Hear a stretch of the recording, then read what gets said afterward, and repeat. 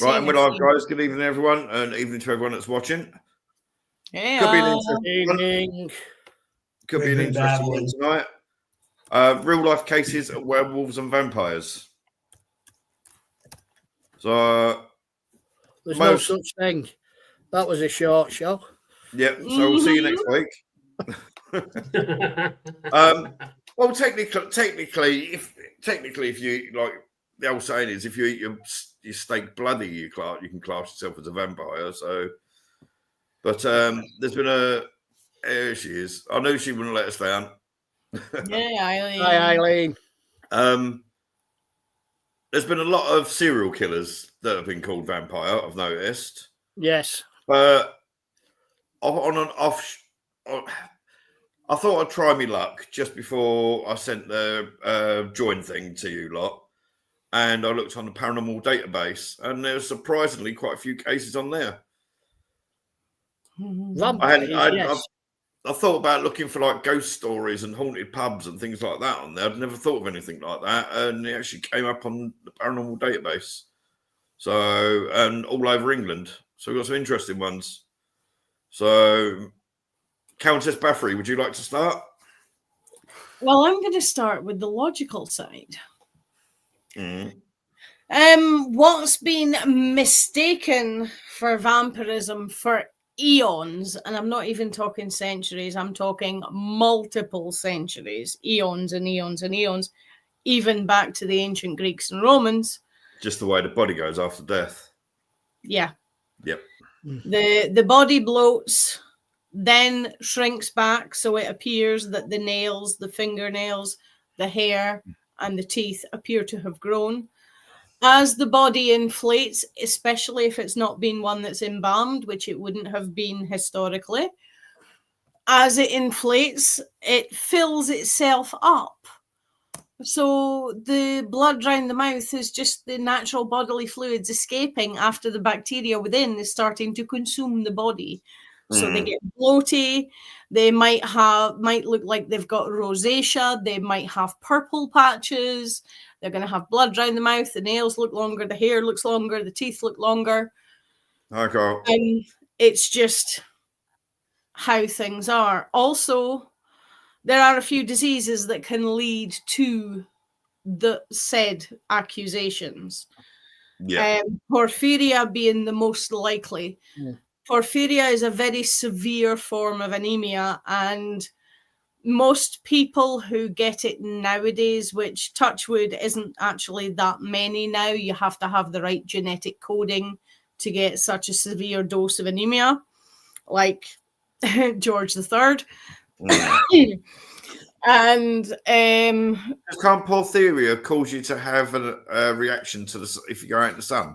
You can get full-on blisters with exposure to sunlight, which is where the whole bursting into flames when you're in the sunlight comes from. Yeah. But also, apart from modern medications, historically, you would be told to consume raw meat, particularly organs. So whereas other folk are going to butchers and getting a side of beef, a porphyria patient would be going and getting the heart, lungs, liver. Yeah. Awful. Yeah. Yeah. And consume it raw to help increase their red cells. So I comment from Eileen. There are vampire groups of folks who identify as vampires but don't think they sink their fangs on the neck. It's a fetish thing.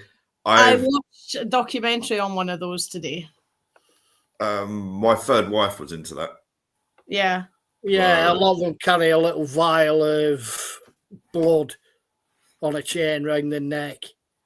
Yeah. It's but with as Eileen's saying, there's also the a lot of people that practice sexual vampirism as well. Mm-hmm. Yeah. So, and I've known people that have done that. There's as well. a lot of folk have the lore as a kink. So not so much the whole bloodletting thing, but the lore. I've known people. Yeah. I've personally known people that have done the blood drinking and bloodletting during sex. I've already got the scars.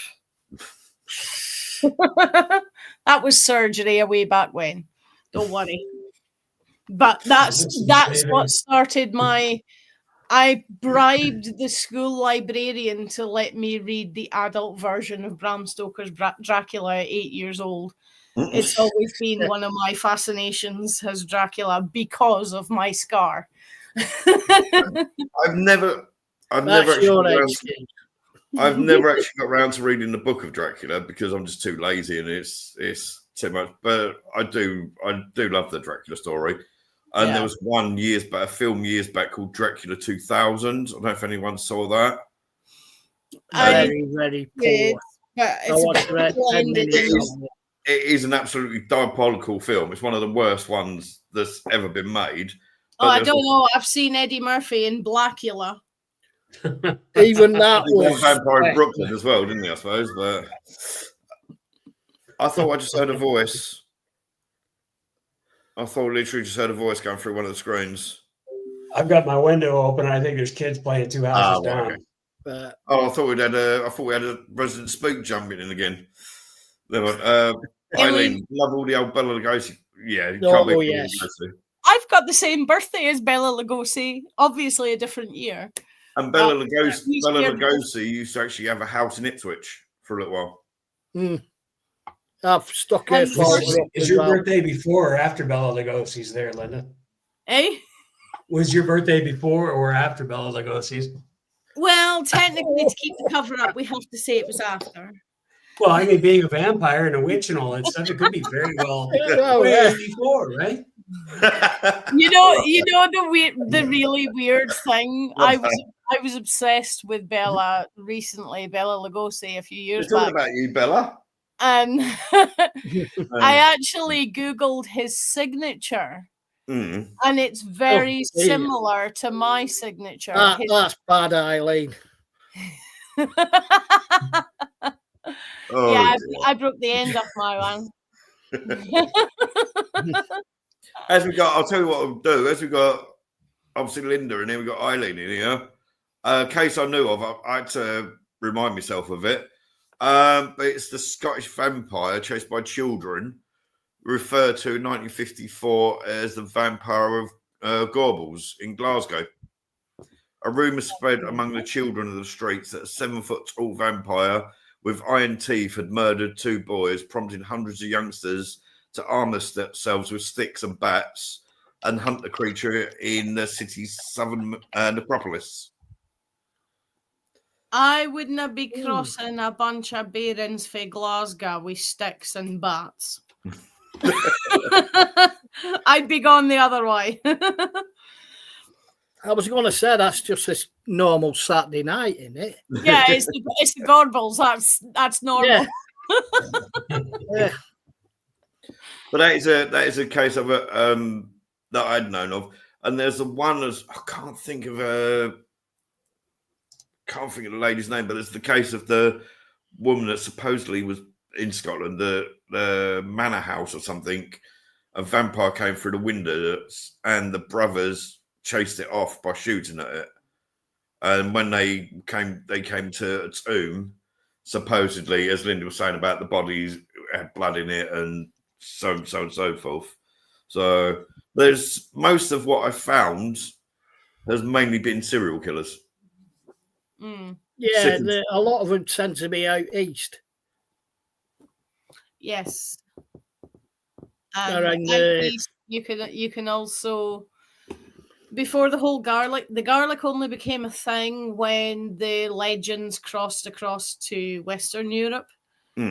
Before that, garlic was not a thing. However, you could shoot the corpse in the coffin. You could put a scythe or an implement across the neck so that if it decided to rise, it would behead itself and it couldn't walk. There's also the ones where they cut it face down in burial, face down, put the head which between. Which is a bugger when you're trying to dig your way out of the grave because you just keep getting deeper and deeper. Yeah, well, that was the theory that if they started digging through the coffin, that they'd dig their way to hell rather than back up to earth. Yeah. Was it Eastern European influences around Dracula legends? I'm sure we're bound to mention Flavor at some point tonight. And as you can see, we got Linda's chosen Elizabeth Bathory as her name. Fascinating woman. I've always had a real interest in Elizabeth Bathory. I originally chose Annie Palmer, but yes, I have, Eileen. I couldn't find any reference to her with bloodletting. Murders, mysterious, possibly magical things, and probably voodoo, but I couldn't find anything to do with her for bloodletting, so I switched to Elizabeth. Well, again, I was going to say some of the stories behind her. Like you said, depends on, like we said the other week, it depends which stories you read. Yeah. Certainly with Elizabeth Bathory, I don't believe 90% of what's been put out about her. Well, there's a lot. I think it's just witchcraft accusations that got out of control. I think it's accusations. It's funny that she was, again, like a lot of the Jewish myths and the reason people hate the Jews, because of money. She lent the king. She was a very, very rich woman in her own right. Lent the king money. He didn't want to pay it back, so... Well, I remember who also owed her money, basically blackened the name and put it about that she was a vampire and... Seen lots of vampire hunting kits, Eileen. Unfortunately, the majority of them are late 19th century talking point. I've just had a quick look, and that's one that you can actually buy on Etsy. Yeah. There's a bunch of them out there. Yeah. Where's this? Oh, I was going to say where's the stake, but it's in the lid, isn't it? Two in the lid. Yeah. Yes, it's two black ones. Yeah. That's another thing as well. When you look, you know what? I would actually love that to just put on my side. I think that'd be fascinating to have. When you look into the early cures and killings of vampires, you end up finding the stake, depending on the country, through the throat, through the mouth, through the eyes, through the heart. Others remove the heart, burn it to ash. I've got to be honest. A stake through the heart will do it every time, whether you're a vampire or not. Yeah, exactly. You ain't going to get up from it. Always works. Take the heart, burn it till it's ash, mix it into food or drink, and use it to treat the still alive victims of the vampire so that they get better. Yeah, there was a case of that in 2013 in I think it's somewhere like Bulgaria or somewhere. That's where the whole thing originates, basically. Yeah. Romania, Transylvania, all around that area. Ian's frozen. You'd frozen for a second. All the modern incarnations of vampires, basically, you can track them all back to, as Ian said, Bulgaria, Lithuania. All the Eastern Bloc, Germanic countries. Because I've always had an interest in vampires. Anyway, I was watching a documentary several years ago. It was they're doing an excavation, and the actual earliest recorded burial of a vampire actually comes from Bath, which is that was from, I believe it was the Bronze Age. Body was found in Bath, and the head had been put between the legs and all the usual sort of stuff. Yeah. The ancient Greeks and ancient Romans were removing the heads, putting them down by their feet, and also putting stones or metal in their mouth. Yeah. So. Yeah. Well, as I was saying, I tried my luck when I was looking. And there was, because we're doing vampires and werewolf cases, there was actually a case in as recent as 2006 in Norfolk. Mind you, I can't see it's a werewolf. I know what some of the women in Norwich look like, so they're pretty hairy. A driver on the way back from the cinema in Norwich encountered a black wolf eating a carcass along this road between Fakenham and Norwich. I used to have to go up that road regularly on the way to work, so that's where I used to work up there. The creature was described as standing around 1 meter at the width, with yellow eyes, black matted hair. The driver slowed, and the wolf briefly looked up before continuing to eat, and the witness continued off home, feeling shaken. Like you do. What a load of... It's Norwich. Absolute... I know, Eileen. I know it's Norwich. I'm sorry. I did see something earlier of someone who was considered to have vampirism, but also had lycanthropy, and I can't find it now. Wasn't that a movie where they had a couple of people that were vampires and werewolves? Yeah.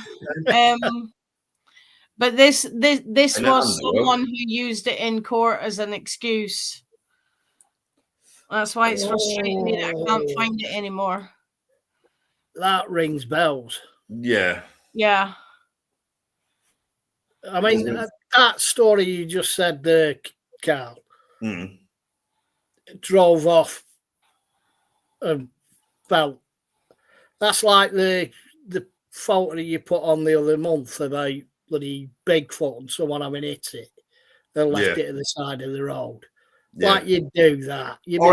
That's especially in this day and age. You'd be there with your camera. There'd be a number about 40 or people. At the very least, it would be like the story of the person trying to take a selfie with a bear, and they ended up with a bear and a dead camera.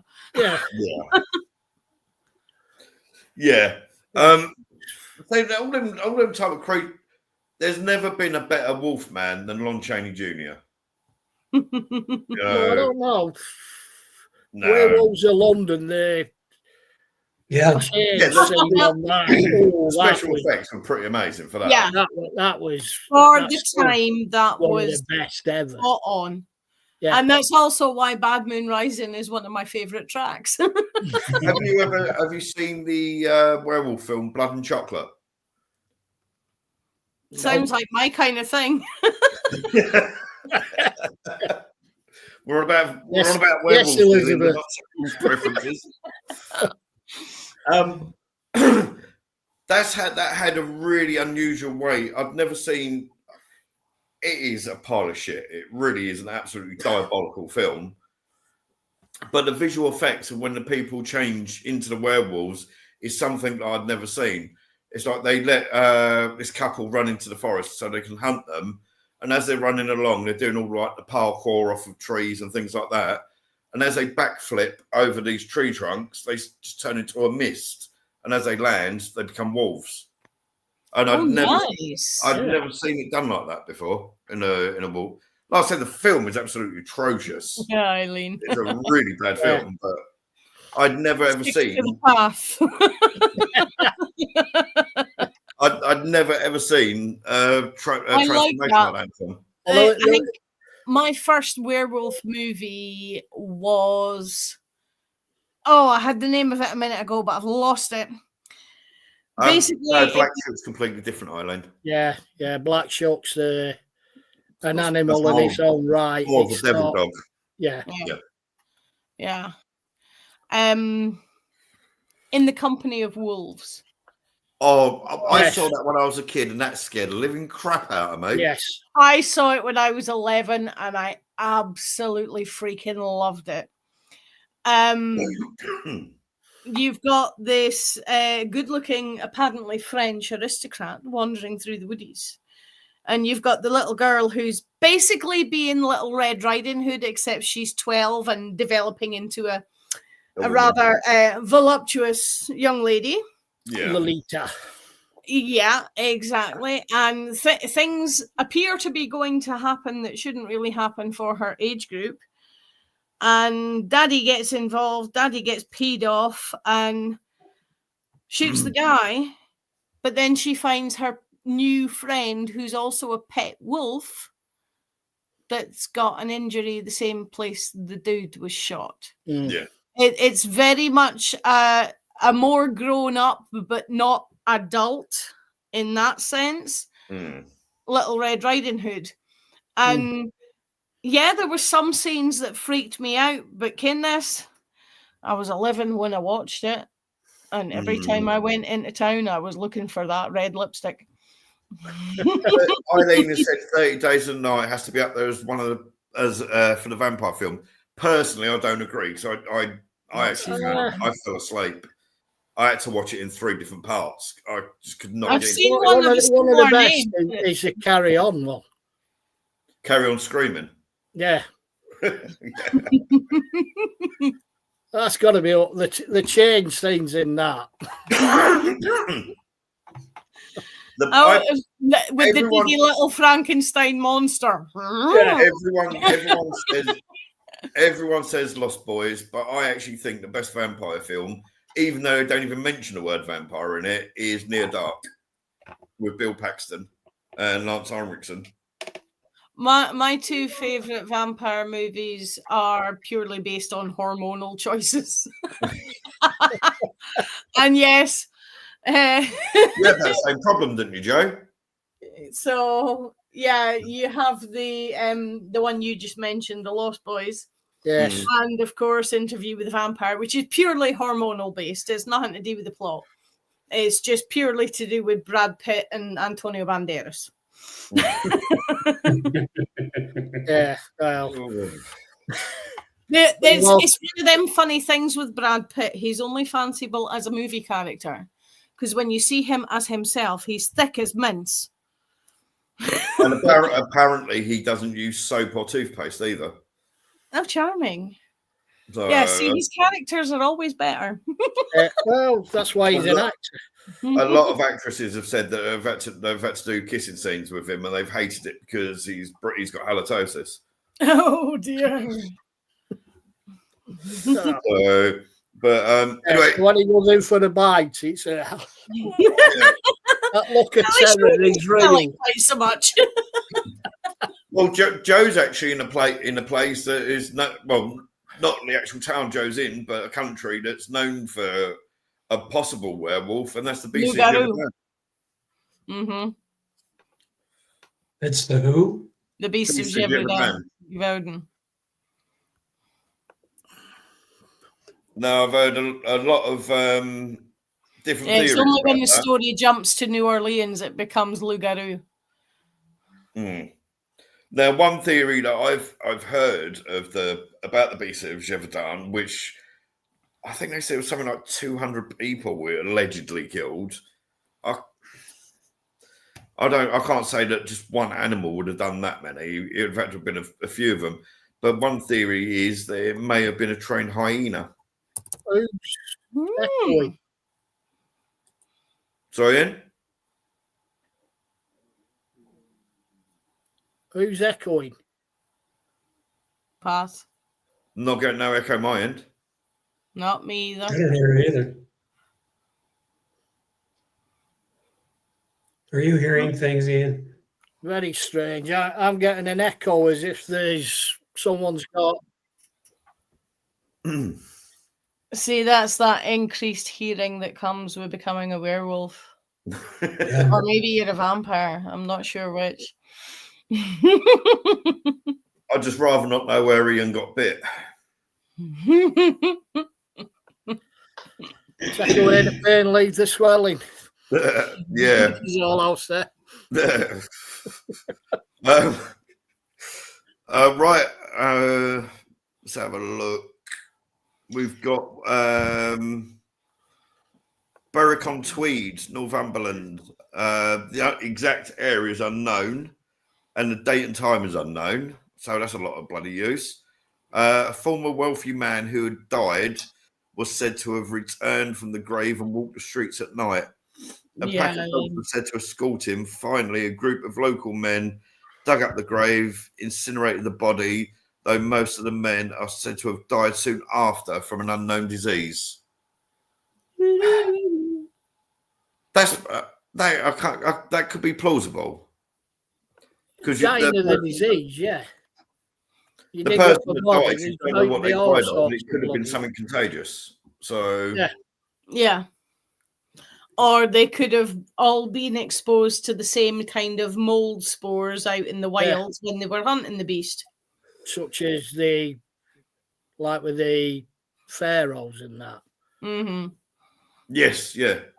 You open a coffin that's, there's bound to be stuff in there that's not really conducive to good health.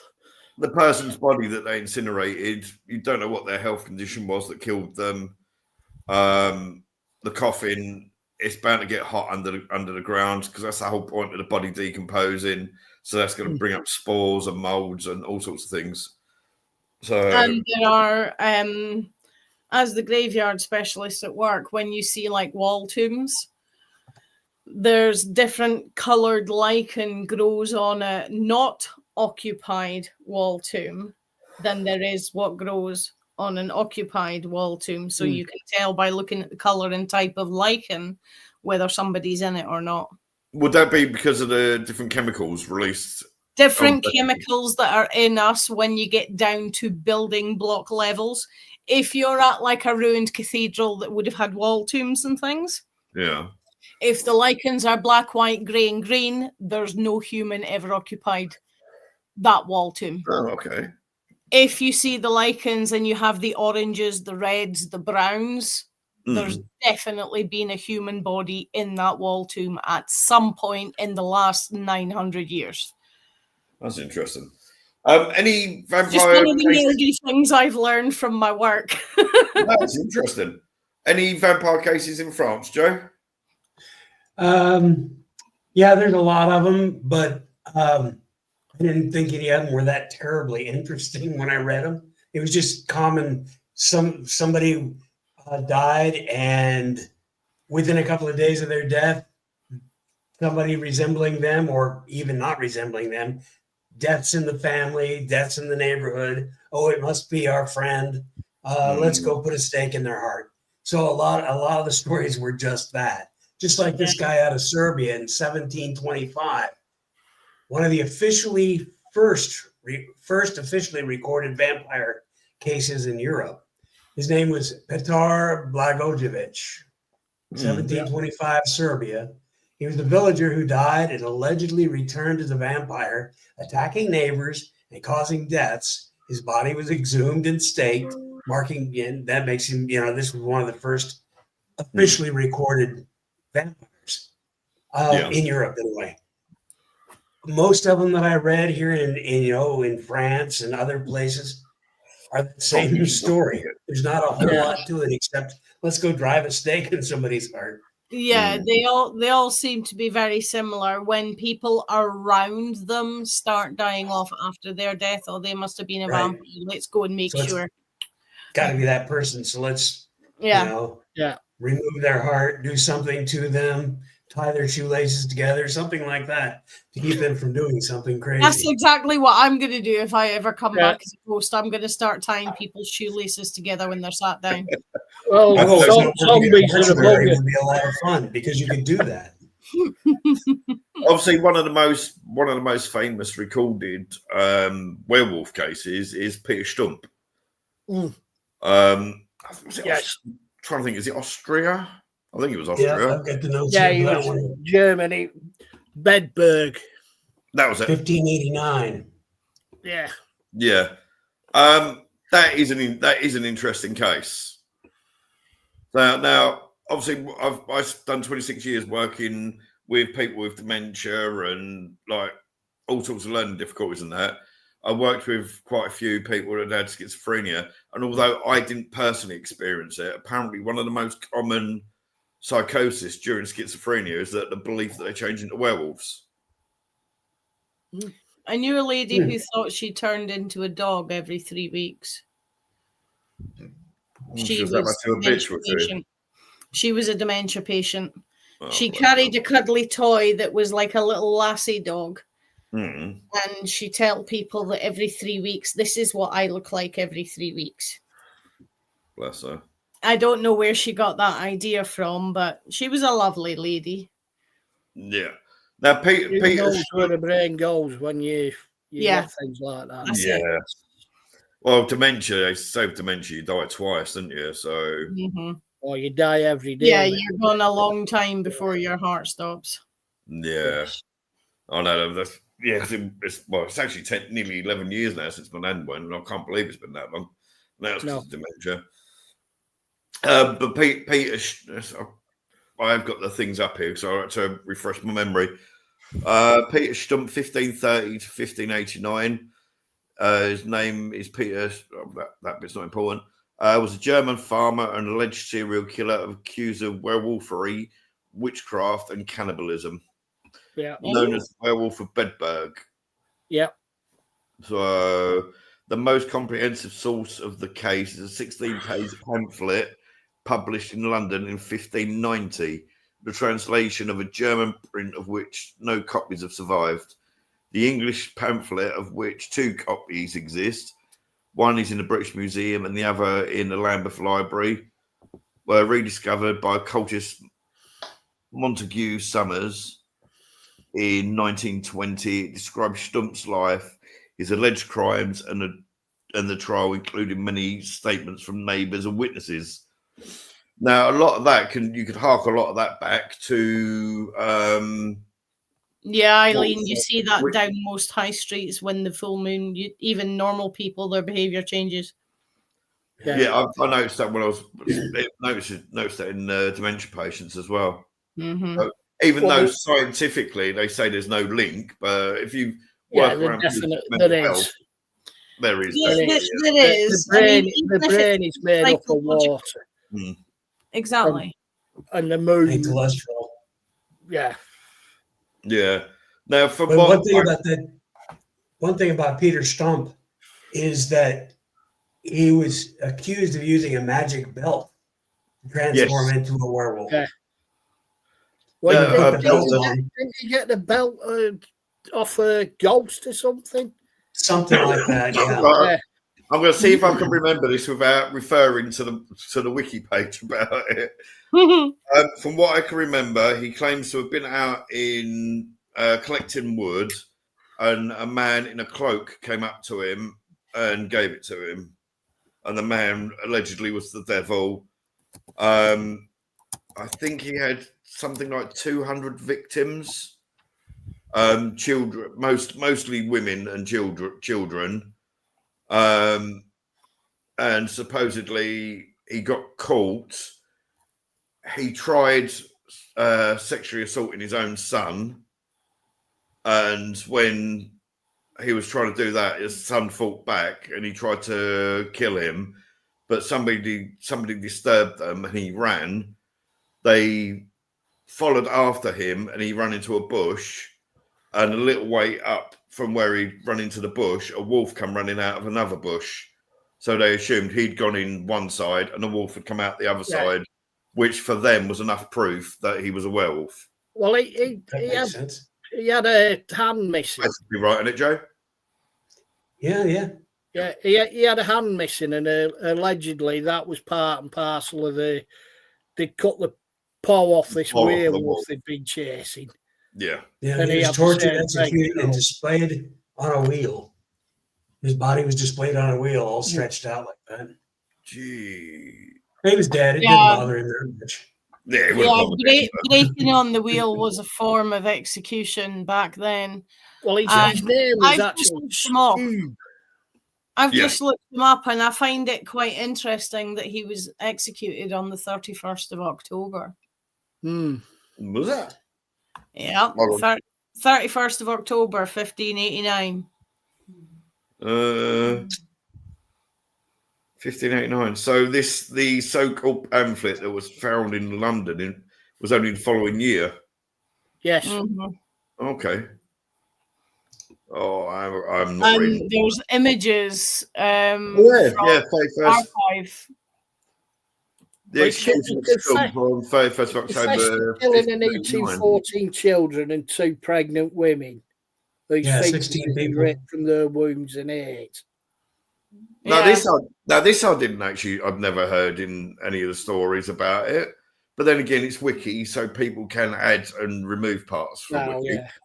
But apparently, when he was executed on 31st of October 1589, his daughter Sybil and his mistress Catherine were executed beside of him as well. Yes. Well, his daughter was executed at the side of him because he'd had a incestuous relationship with her, and it was believed she'd encouraged him, so or something like that. That was part of the thing I'd read on him. Mm. She was deemed to be tainted by it, so she had to die as well. There's also supposedly a lot of scholars reckon there's a tale of werewolves in my favourite book, the Bible. There's all sorts in the Bible. I believe there's all sorts in the Gospels as well. If you believe. Dog snoring. Sorry. Something about Nebuchadnezzar had been forced to live out in the woods and became like an animal. So there's that in there. Werewolves, and I can understand in the past when people didn't understand science, as Linda was saying about like the bodies, when your fingernails don't grow, but your skin starts receding. So your fingers start shrinking. So it looks like your nails have grown. Your lips.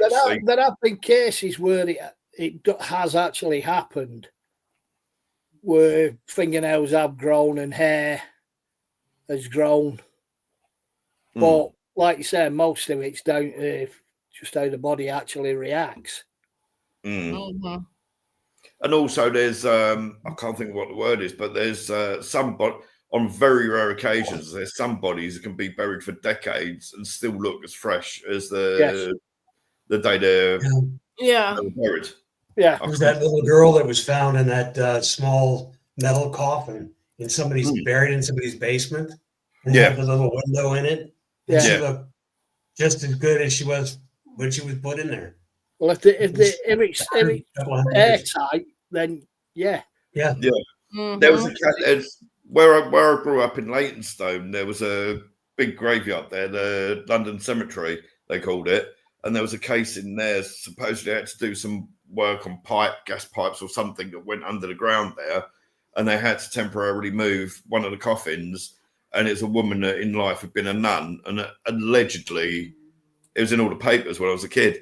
Allegedly, the body was still as fresh as the day it had been buried. And she'd been buried about 80 years, supposedly. There was. But I can understand in them rare cases, if somebody saw that and you thought, hold on, Joe Blogg's down the road, we buried him 25 years ago, and he still looks the same as he did back then. It's understandable in a time where science wasn't a thing. It was all religion based. Science wasn't anything. And did you say that Peter Stump had a hand missing? Yeah, that's one of the stories I'd read. Yeah, that's what I heard. The image I've just found has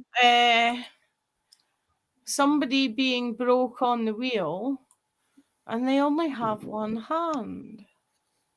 Now, whether this is one that's been brought up later on, I'm not sure. Let me see if I can find it. I can find it. I can't get it to download and save in the thingy, in the upload on the show, so I'm going to put it in the Facebook group, okay? And like you, I'll jump. Yeah, if you chuck it in there, I'll quickly jump over and. Hang on, I'll just find one. It might be the same one. It looks like it's the complete pamphlet, actually. Oh, hey guys! Right, I've got that. Oh, it saved as PNG this week, so I ain't got to mess around with it. I was going to say it's probably the same one as I've put up. This one, yeah, that's one I've just found out. One I found though, it's only got that. Mind you, the one I found is in reverse because the guy with the axe is over on the left-hand side in the image I found. So the image I found appears to be the complete pamphlet. Oh, and it's quite interesting. They've got a dog or a wolf at the top of the other wheel. Yes. Oh, yes, they have. And if you look there at the right at the top left, Yep, I Yes. just spotted that one Yes. as well. there's two there. There's one carrying away a child. And Yeah. there's, I guess it's a progress. You got the werewolf up there. You got the werewolf hauling a person off, and then they get on the wheel, and then they get their head removed all the way down through there. Yes. And then the body's but burned at it the caught stake. my attention because his left hand's missing. What I mean, I brought down the same image, I think. Oh, it didn't save. Oh. Unfortunately, it didn't save for some Oh. reason. Damn it. Yeah, I couldn't get it to save on mine. Hold on, let me go. Oh, go. That's wrong. Peter. I've gone for Peter Curtin. Don't want that one. I was going to say there is still a Peter Stumpf around. He's a cellist and a member of the Philharmonic Orchestra. Probably a different one. I would hope so. I don't know. It might be the same bloke. You never know. It might moisturise. No, I can't. There's a coloured version of that image as well, which appears to have 3 people being burned at the stake in the top right corner. Yeah, that's on the one you sent too. Yeah. In the top right. But it looks like it's a progression. Goes down from the upper left. Telling the Yeah, story. it tells the And then- story. Haul the bodies off to be burned at the stake. I've just put one in. I think this is the one you were on about, Linda. Yeah. This one? Basically the whole pamphlet. Yes, that's it. That's the one I was trying to take down. Yeah. See, now the one that I've just found, I saw it earlier, but it has saved. It has saved this time. If it will, it's the same image but in reverse. Mm. But if you look at that, to me, that doesn't look like the hand is missing. It looks like it's just at a really weird angle. Yeah, it's the other 2 images with the wheel. It appears that the hand's missing. Because in the same thing, you've got the 3 different images of the corpse on the wheel, which he's in surprisingly good condition considering what they actually did to you when you were broke on the wheel. Yes. Yeah, He's definitely. in very good condition. So the trouble is, we said about this during the witch trial one. Especially Linda was saying up where she was, if you was accused, you're screwed. No matter how much evidence there was that you're innocent, you're going. Yeah. No matter what. So under it's pretty much that in medieval history, the minute you're accused of something that might involve a life taking or even somebody dying of an illness that they might think you caused, you're dead anyway. You can't even call it a trial because it's all just you can't go against the power of the church, and if the church says you're a bad un, you're dead. Which is a real shame. Perry, bugger, is it that time already? Sorry, I'm a bit late to the party tonight. I hope you're all well and groovy. Always good. Always good. Yeah. It's only because we confused you last week by being an hour later. We put you off. Eileen, I found that coloured one.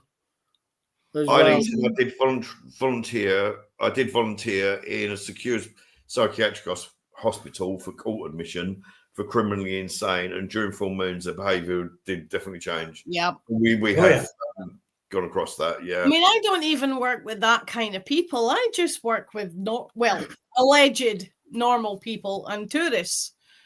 And if you ever have a tourist being a right twonk, as in if you weren't in uniform, you'd be dragging them down the alleyway and beating you up, you can guarantee it's a full moon. Yeah. I must admit, my mental health tends to be worse on days when there's nights when there's a full moon. My wiggy bits go into hyperdrive. I start seeing and hearing things all over the friggin' place when it's full moon. Yeah. And I end up not feeling myself because, like, I've got my normal everyday aches and pains as part of my own medical conditions, but I start taking on extras, and like somebody might just happen to walk past me with a dodgy knee, and just as they come past me, my knee gives out, and all sorts of random crap. Right. Also, right back to the vampires, we have Peter Curtin, the vampire Dusseldorf. We all know about that one. I hadn't had time to do.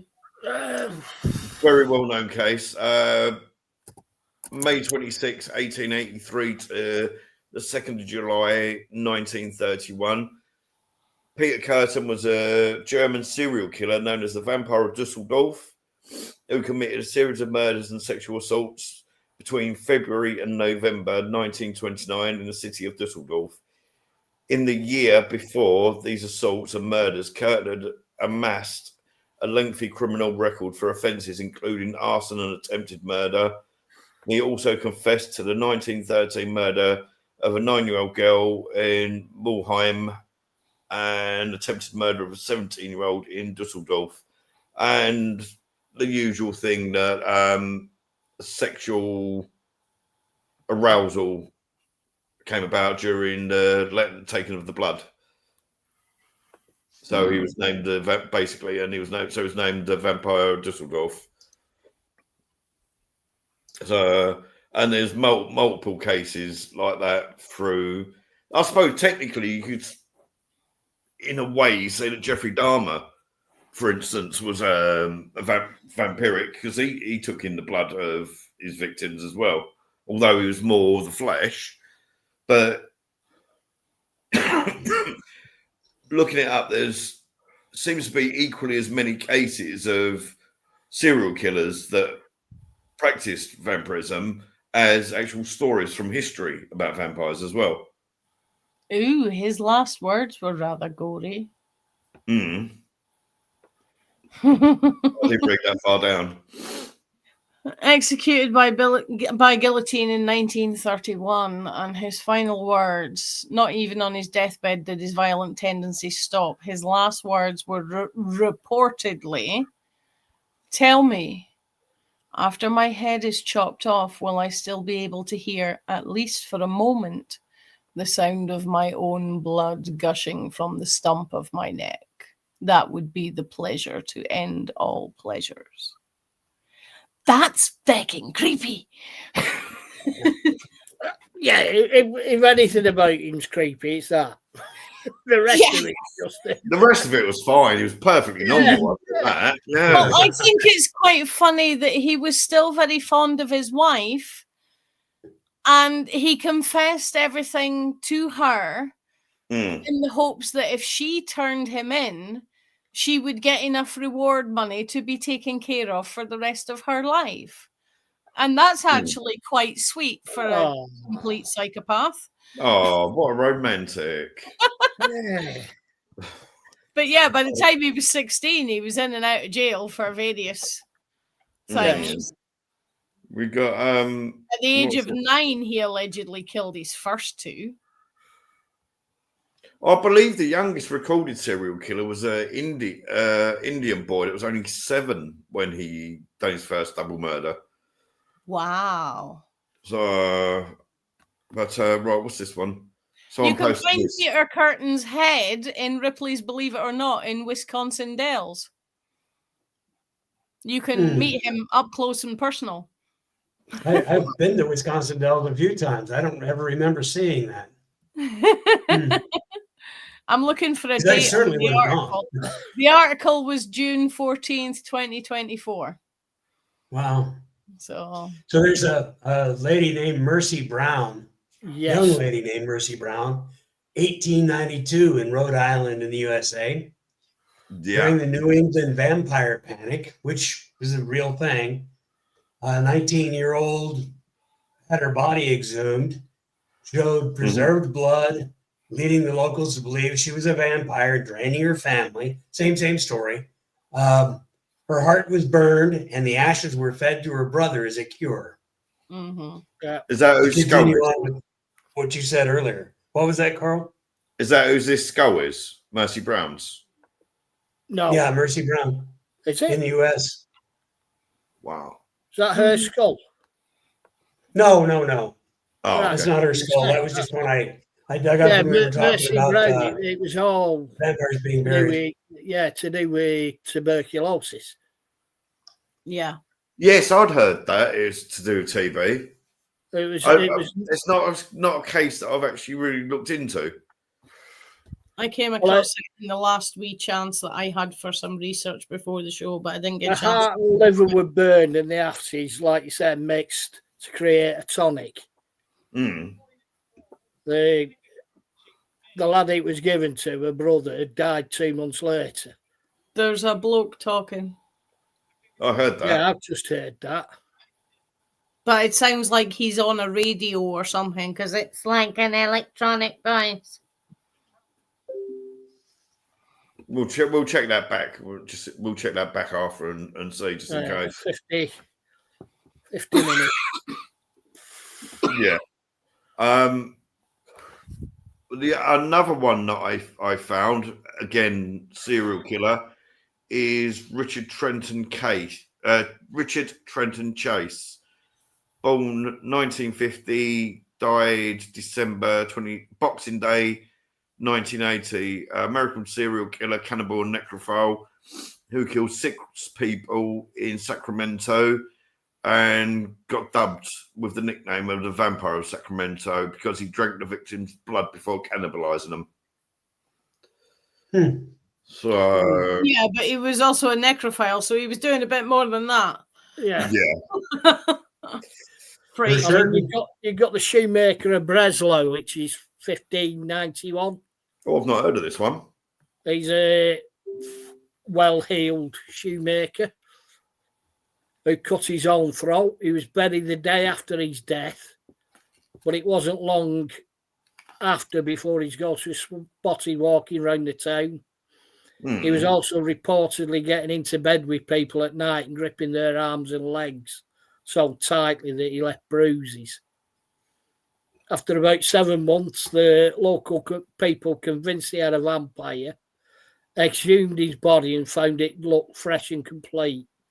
With the skin tight as a drum, there was a rose-shaped mole on his foot, which was suspected of being a witch's mark.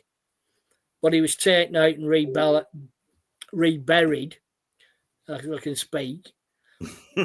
However, when the undead guy continued to terrorise the town, the body was brought up again and dismembered. Those who did the butchery remarked that his heart looked as good as if a freshly slaughtered calf. Next, all the bits of the bootmaker were burned and the ashes were cast into the river. No, I've not heard of that case. What was that called? The Shoemaker of? It was a Shoemaker of Breslau. Well, I'm going to look that up after. Which is Poland. I'll look that up because that sounds like an interesting case. Yeah. Eileen has just commented. Dennis Nielsen was serving up parts of his victims at work in Courage and Chili's. It was a tradition in job centres. Human remains were found in confidential waste bags and were forbidden to speak at the time. At the time, yeah. One of my friends was in a chip shop down south one night back in the days of Nielsen. And Nielsen was in there too. This was before he was discovered. He offered him, he saw my pal eating his chip supper in the van, and he chapped on the van window. He's like, "You want to come down to mine and have your supper?" And he's like, "No, you're okay." And he's like, "Come on, we're 2 Scots people in England. You might as well come down to mine and eat your supper. I'm no asking much." And he's like, "No, you're all right, thanks anyway." Wound the window up and drove off. Very and lucky. It's about 2-3 days later he realised who it was. Yeah. Oh. So very, very lucky person then. Yes. It's like my mum was offered a lift twice from Peter Sutcliffe, and she just turned around and said to her friend that she had a wee feeling. And Eileen was on a course with him. My God, Eileen. Oh, Jesus Christ, Eileen. You weren't his type, though, thankfully for you. You're lucky. You're very lucky. It just shows you. It's only when you look into the story of people it is, because you think absolute nut job, going around killing people. Mm. And it's only when you look back on things like this that you find out, well, they were an apparently normal person before they were discovered. Mm. Well, it's like someone once said, they don't have horns. Yeah. They don't walk about with horns. It'd be very easy. Oh, he's obviously one.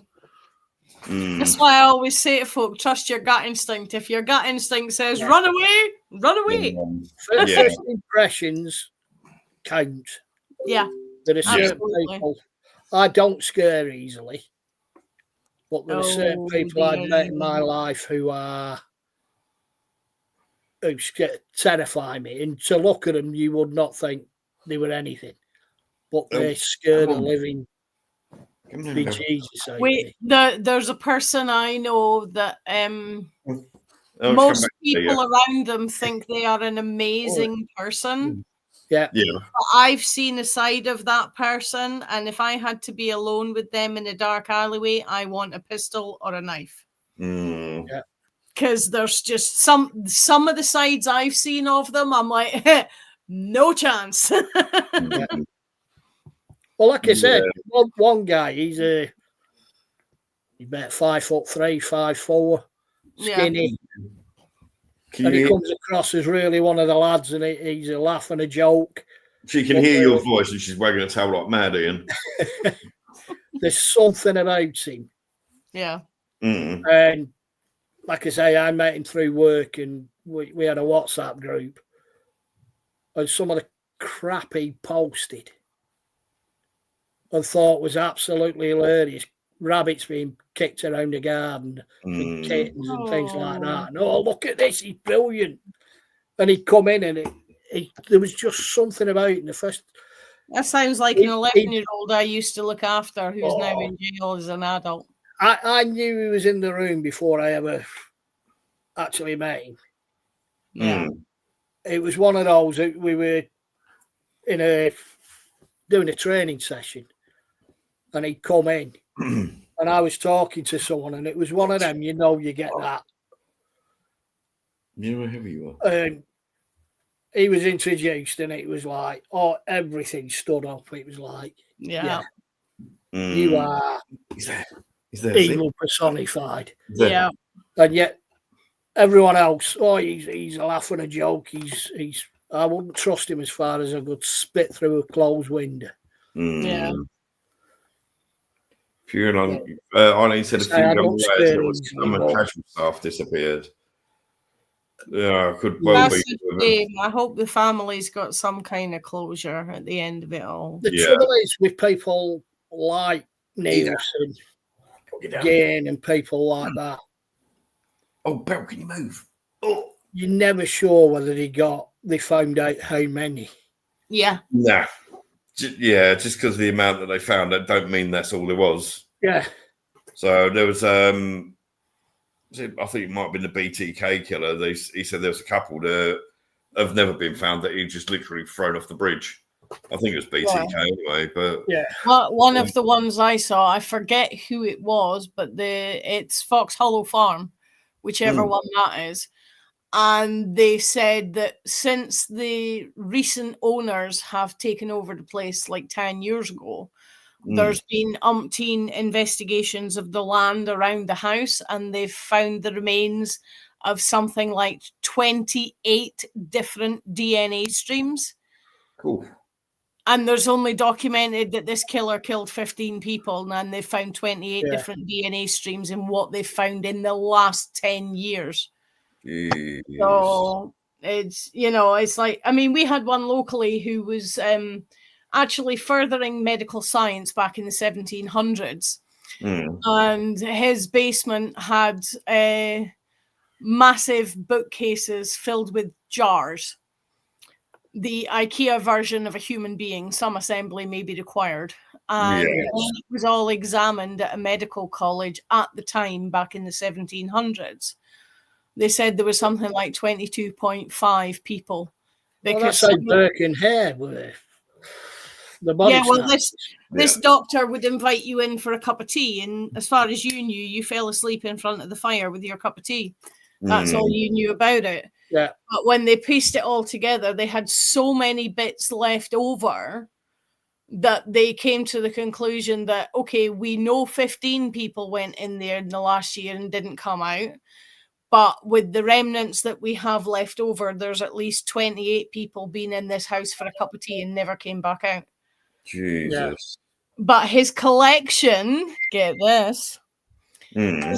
his name has been redacted from the archival records. Okay. And his collection was never seen again. So I think it's been absorbed into the medical college's collection. Quite probable. Yeah, So- quite probable. So RGIT has an Elgin serial killers collection somewhere, or at least part of, in their collection. Mm. Just put a poster in, a photo in the for posting. Hi, Yeah. Joanne. Let's have a. Sorry, I'll just I'll bring it up in a second. There we go. This one. Only Yeah. only a mother could love that face. Yeah, that is Mm. Herb Richard Baumeister. That's fox. the one. Yeah. Yeah. Mm. Suspected under suspicion of murdering over a dozen men in the early to mid 1990s. Most of whom were last seen in gay bars in Indiana. I'm glad I'm heterosexual, is all I can say. Because Yeah. it all seems to be them that Hi, he Joanne. died by suicide after a warrant was issued for his arrest. He has also come under suspicion for the murder of a further 12 men Yeah. along Interstate 70. But like I said, they'll never know how many he actually killed. Yeah. Mm. The guy who owns the house has said he doesn't dare use the pool that's in the house on its own. Yeah. Because when he has been in there, when he's had a drink, him and two of his pals were in there, they both men felt somebody grab their ankles when they could all see each other. And that was one of the pickup lines he used to do. He used to invite. I'm sorry, Paul, that's funny. Yeah, pound shop Paul McCart. Yeah, he used to invite them back to swim in his pool because he had an indoor pool, which was a totally new thing at the time. Yeah. Most people didn't have one. Well, he's actually married. Yeah. Yes, he Married was. with- He married with 3 kids, but his wife later admitted that in 25 years of marriage, they'd only been sexually intimate 6 times. And after the... Well, 6 more times than I get. Well, that Yeah. means And she was she lucky never that ever she saw did. him nude. Oh, Jesus Christ. 6 months after his marriage, he was committed to a psychiatric hospital by his father for 2 months. His wife said he was hurting and needed help. A couple of ounces of lead shot behind the left ear would have helped. Mhm. Yeah, that's right, Eileen. They're still finding remains. One of the ones I saw in the documentary was the guy who lives there now. Him, his wife, and his kid at separate times all saw a man in a red shirt in the woods around the house. And after all of them had seen it, their dog was out in the grounds and started digging in the same bit that they had seen this red shirt guy. Mm. When the dog was digging, they went to see what he was digging up, and there's the remnants of a red shirt, and that's when they called the police. So Yeah. Yeah, It's one of that's- those that that's are how they found people some of who will deliberately buy property that's got this sort of attachment to it. I would deliberately buy something that's haunted as long as it was a reasonable haunting and you can still get some sleep. Yeah, but something like this, no. It would be But you get these say idiots. You get these people who marry people on death row. yeah. Multiple murderers. Oh yeah, such a wonderful person. Yeah. Yeah. Mm. And it's like, yeah, they're only a wonderful person while they're still behind bars and they can't actually get to you. Yeah, well, look at I was saying about BTK. He was he done stuff for the church, and he was a pillar of society, and also like Gacy as well. Yeah. He done kids parties and all that, and nobody knew. Absolutely nobody knew. And No. even right up until his death, Gacy was trying to say that people planted the bodies there. Yeah. Yeah. So, But like you said, they don't come with horns. If they were all green with big horns, but they're not. no. And the number of people, even their own family and best friends, turn around and say, would never have suspected. Mm. Mhm. I mean, it's like any kind of crime. I mean, I know a few people that I considered as really good friends, and I'd known them all for over 20 years. Mm. And then next news is they're being arrested and they're spending serious amounts of time inside. Mm. And it's like, whoa, why did I not clock that about that person? Yeah. You know? So Yeah. We'll go over to Joe's name, Vlad's cousin. Of all the vampires we've got to talk about, it's got to be Vlad Tepes. I don't think he was a vampire. I think he I was don't think just he was a vampire. really good at protecting his country. yes. Well, he You is know? looked at as a hero over there, isn't he? You bet he is. Oh, yeah. Still is. Yeah. You know, When okay. you look at the whole story, he's effectively a Templar that was better at his job than anybody else was at the time. Yeah. Yes. Yeah. Exactly. And he knew how to terrify the enemy without even lifting that much of a finger. Yeah. And they all came in and they saw those 20,000 people with, sitting on stakes like that. On the stakes. Impaled on stakes. Mm. They turned around and left. Yeah. Yeah. And then more power to him, Yeah. It worked. It certainly did. He was, these days, he'd be hailed as a saint. Yeah. Well, like I said, the Because on who you talk to. the Dracul name is effectively come down His from fault his was in the father. thing. Yeah. Because his father was in basically the church's army. Mm. Yeah. And the Dracul came from the name of the order that they were attached to. Right. Yeah. Didn't it mean something like Son of the Dragon or something, wasn't Yes. Yes. Yeah. Dragon. So, Although in some of the local dialects out there, it does supposedly mean devil, but I would stick with dragon. Yeah. yeah, Because it's not that I've far heard away it. from the Latin one of Draco, and there's a Poneri Castle, which is actually his home, but being a tourist, Not Bran Castle. honeypot, they often use Castle Bram. Yeah, not Bran Castle. In fact, I had read when I was a kid that he was held at Bran Castle for a few weeks, held for ransom there. But now they're saying that he was never even there. I know he was held in Hunadora Castle. Right, he was there. I don't know how you're supposed to say that in their own language, but the English variation seems to be Hunadora. Yes. Yeah, he was there, and this castle is his family's castle right there. That is actually where he lived, yeah. That's one hell of a climb, though. Yeah. What is it, 1,400 steps? I could feel my knees aching just looking at that.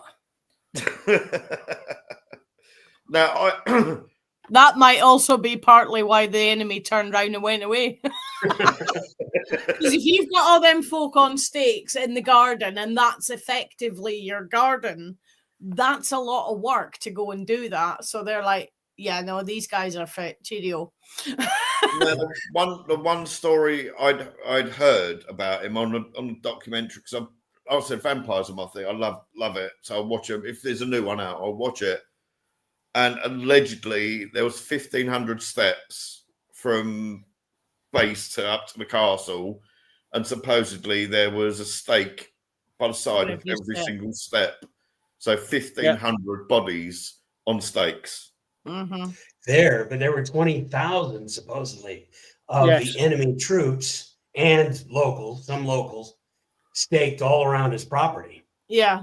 So it was kind of like, the steps had that many, one for each step, but around the whole area where the castle is, it was allegedly, it was like literally just a whole field of them, wasn't it? Really? Yeah. And he was just sitting there eating tea and crumpets, drinking tea and eating crumpets all day.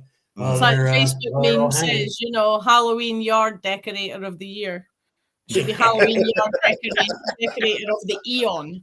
It's like thinking it's a hide and seek champion. Now Elizabeth Bathory, we said, I think a lot of us I think it was Ian that said about it. It was that she was rich. People didn't like the fact that she was richer, and they wanted her land. So more recent stuff that I've seen about Elizabeth Bathory is that there is one murder that she's allegedly part of, but literally just one. Yet they claim that she took over 610. Yeah. So wouldn't you notice that though? She was hiring these people to come in and work at her castle for her, all these young ladies come in and work at her castle and do this. Wouldn't somebody notice that over 600 girls are missing out of the area? Even 20 miles away. Yes. Yeah.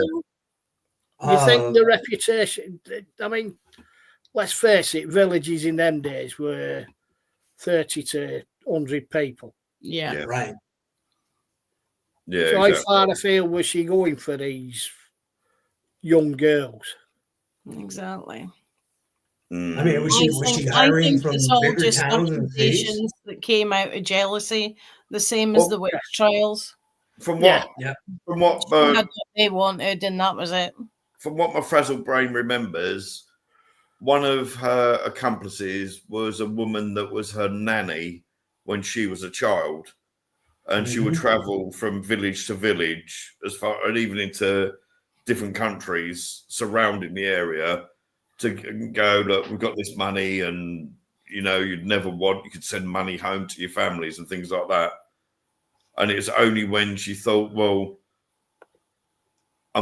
you get older, you start wrinkling anyway. So she thought, well, it's because I'm bathing in the blood of poor people. If I go for a richer person that's had a better diet, then therefore it'd be better for my skin. And that's how she got caught out. Yeah, but the other thing with that is she was accused with 4 of her servants. Yes. Of mass murder. Yeah. Like I say, over 600 people she's supposed to have killed. The servants were killed. She yelled at me, so I'm going to tell on her. She bloody stayed alive. She was kept alive for a further 4 years. Yes, walled up in the room. They killed the bloody servants, but she was allowed to die in her sleep. Again, absolute hogwash. With Bathory, almost without, and the vast majority of historians will say it was propaganda to try and get her money, get her lands, get her castle, and everything like that. So a lot of it, possibly back then, there may have been some murders involved. Hitting a slave too hard and their neck broke or something, or they died. It's common things like that back then. Yeah.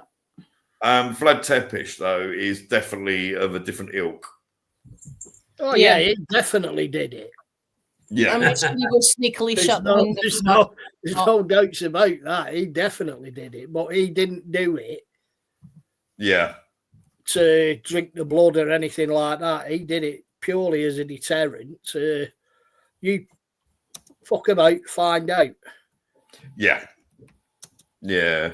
You come over here to try and take my country and away from me. This was his 3rd rule, don't forget. He'd been in exile twice. Yes. And And I he must believe have that got it was, fairly fed up of being told, hang on, we're having your land again. I don't think so, pal. Kick Yeah. me I so believe- many times and I'll turn around and kick back. Well, I believe one theory was that it might have actually been his manservant that killed him.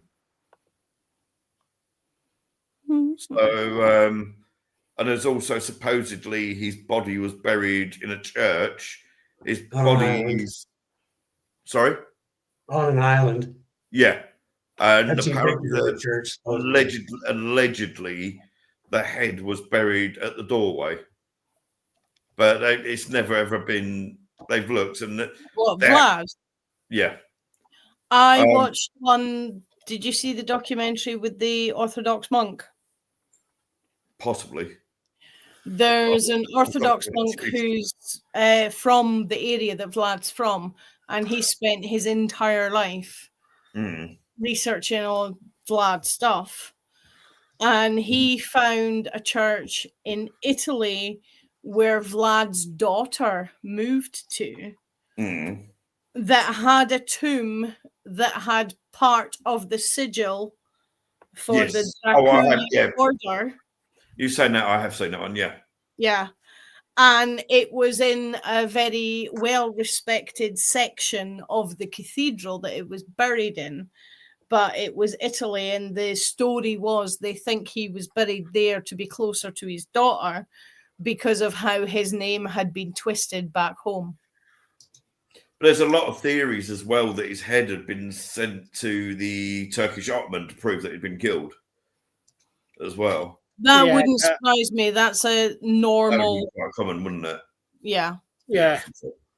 Right, this here, obviously it's been updated and had work done to it, but that is the actual house that Vlad Tepes was born in. Yep.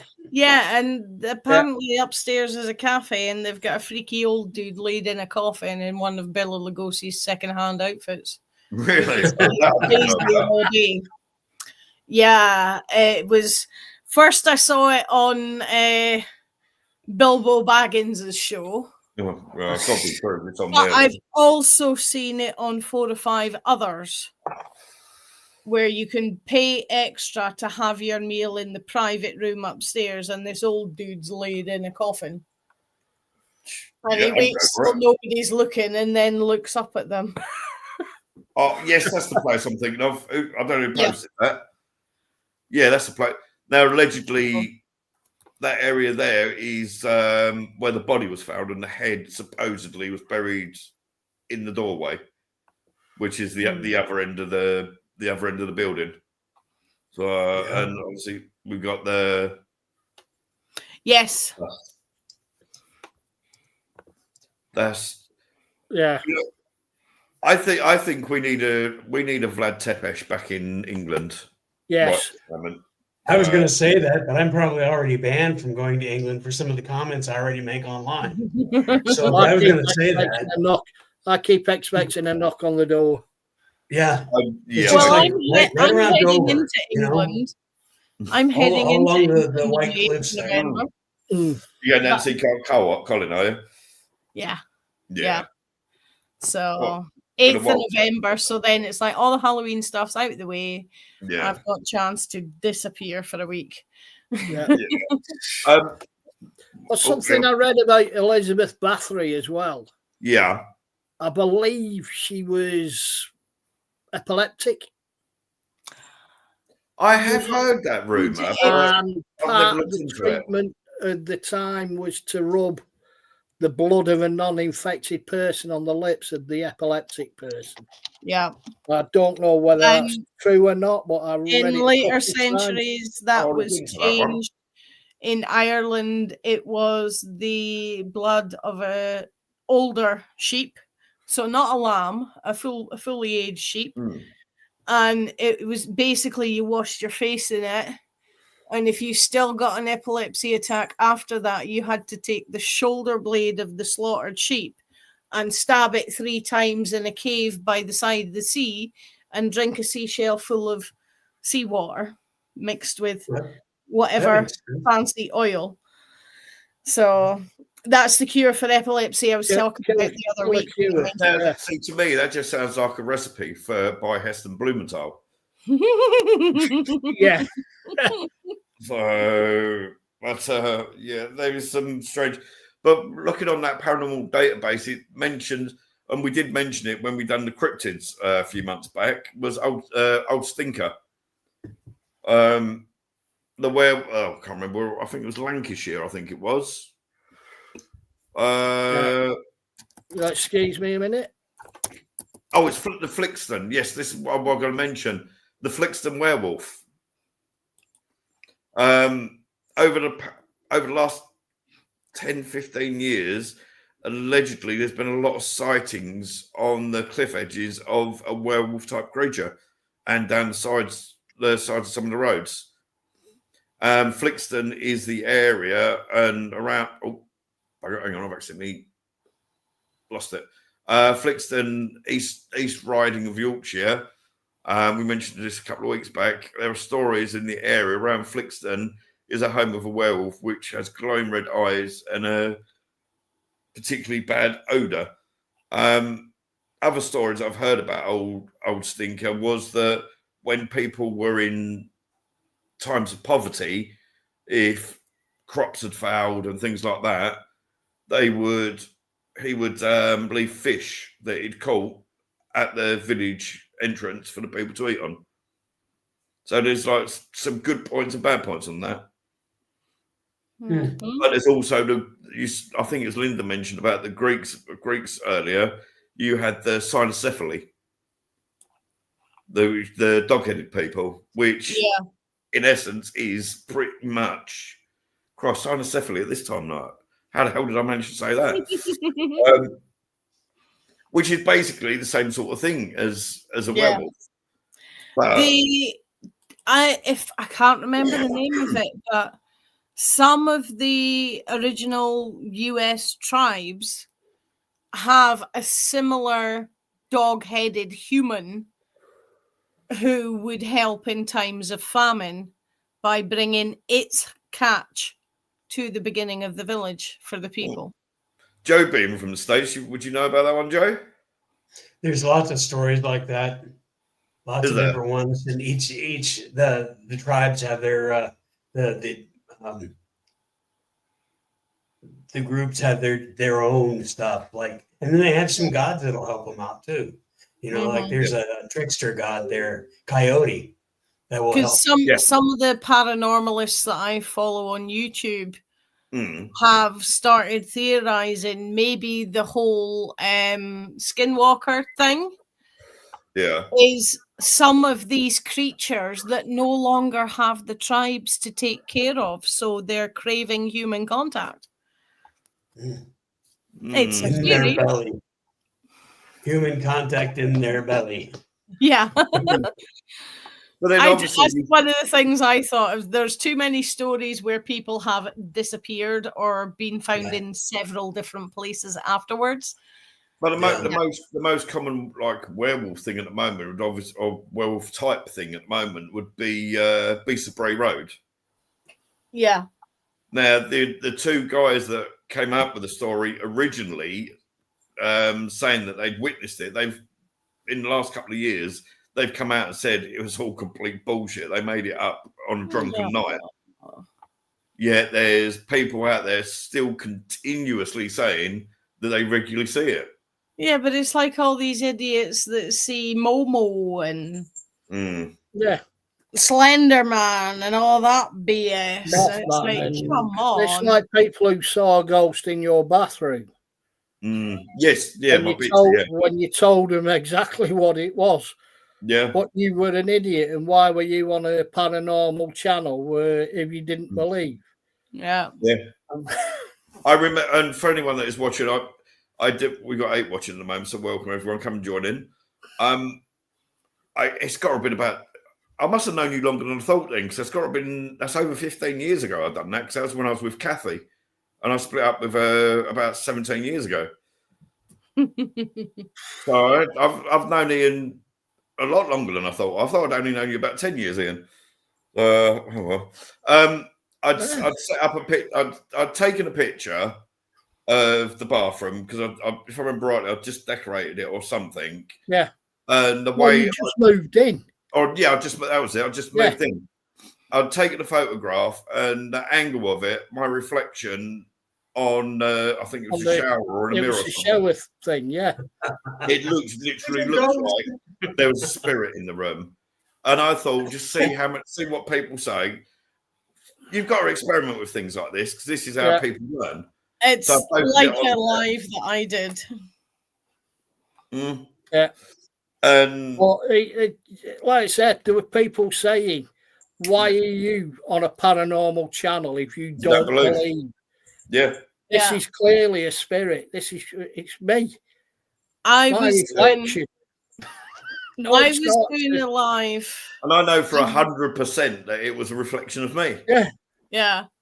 So I was doing a live sitting here and it was just one of these, a wee catch up on what I had been doing. I couldn't be bothered typing out an update for Facebook. So I just did a video.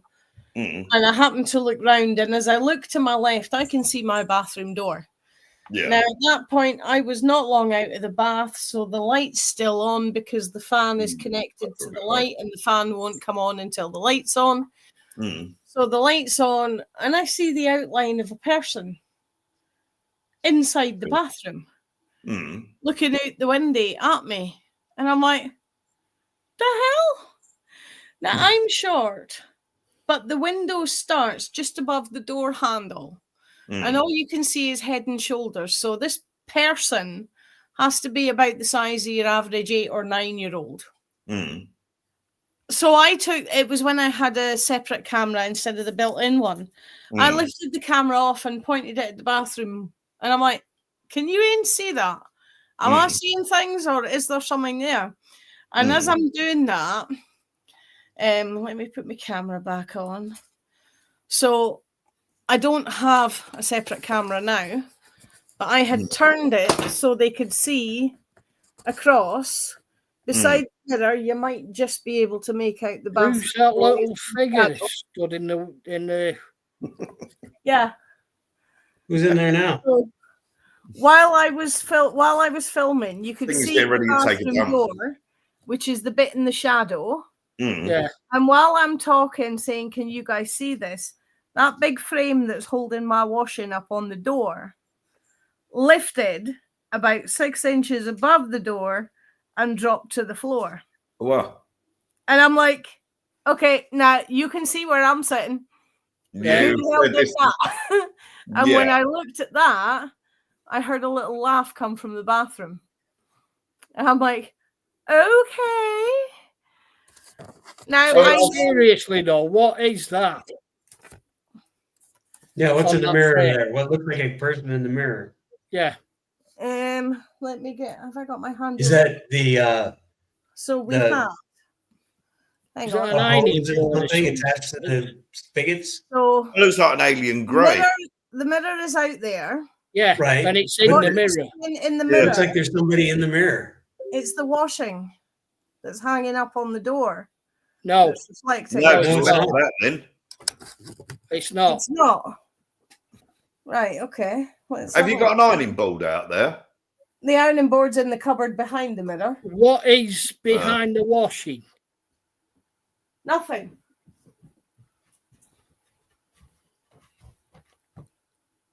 No, if you move to your left, what's that by your right elbow? Oh, it's Macho. I forgot about him. That's what it is. Macho, the CD. I thought we got lucky then. He's showing up beautifully in the mirror. Yeah. It wouldn't even be visible though. Yeah. No, it was. You can see him in the. You can see him in the mirror. And it just looks right like there in the mirror. Beautiful. Sorry. I thought she was about to be abducted by Grays. Oh, that's good. I thought your little old lady was stood watching you. I'm just waiting till my ass is out of the view on the TV. Oh yeah, I see it now. I look at it on the TV. Yeah. Yeah. Plain as day to me. I'm sitting here. Who is that? What is that right in the Yeah. middle? When you turned it round and said, and there was someone stood there, I'm thinking there is now.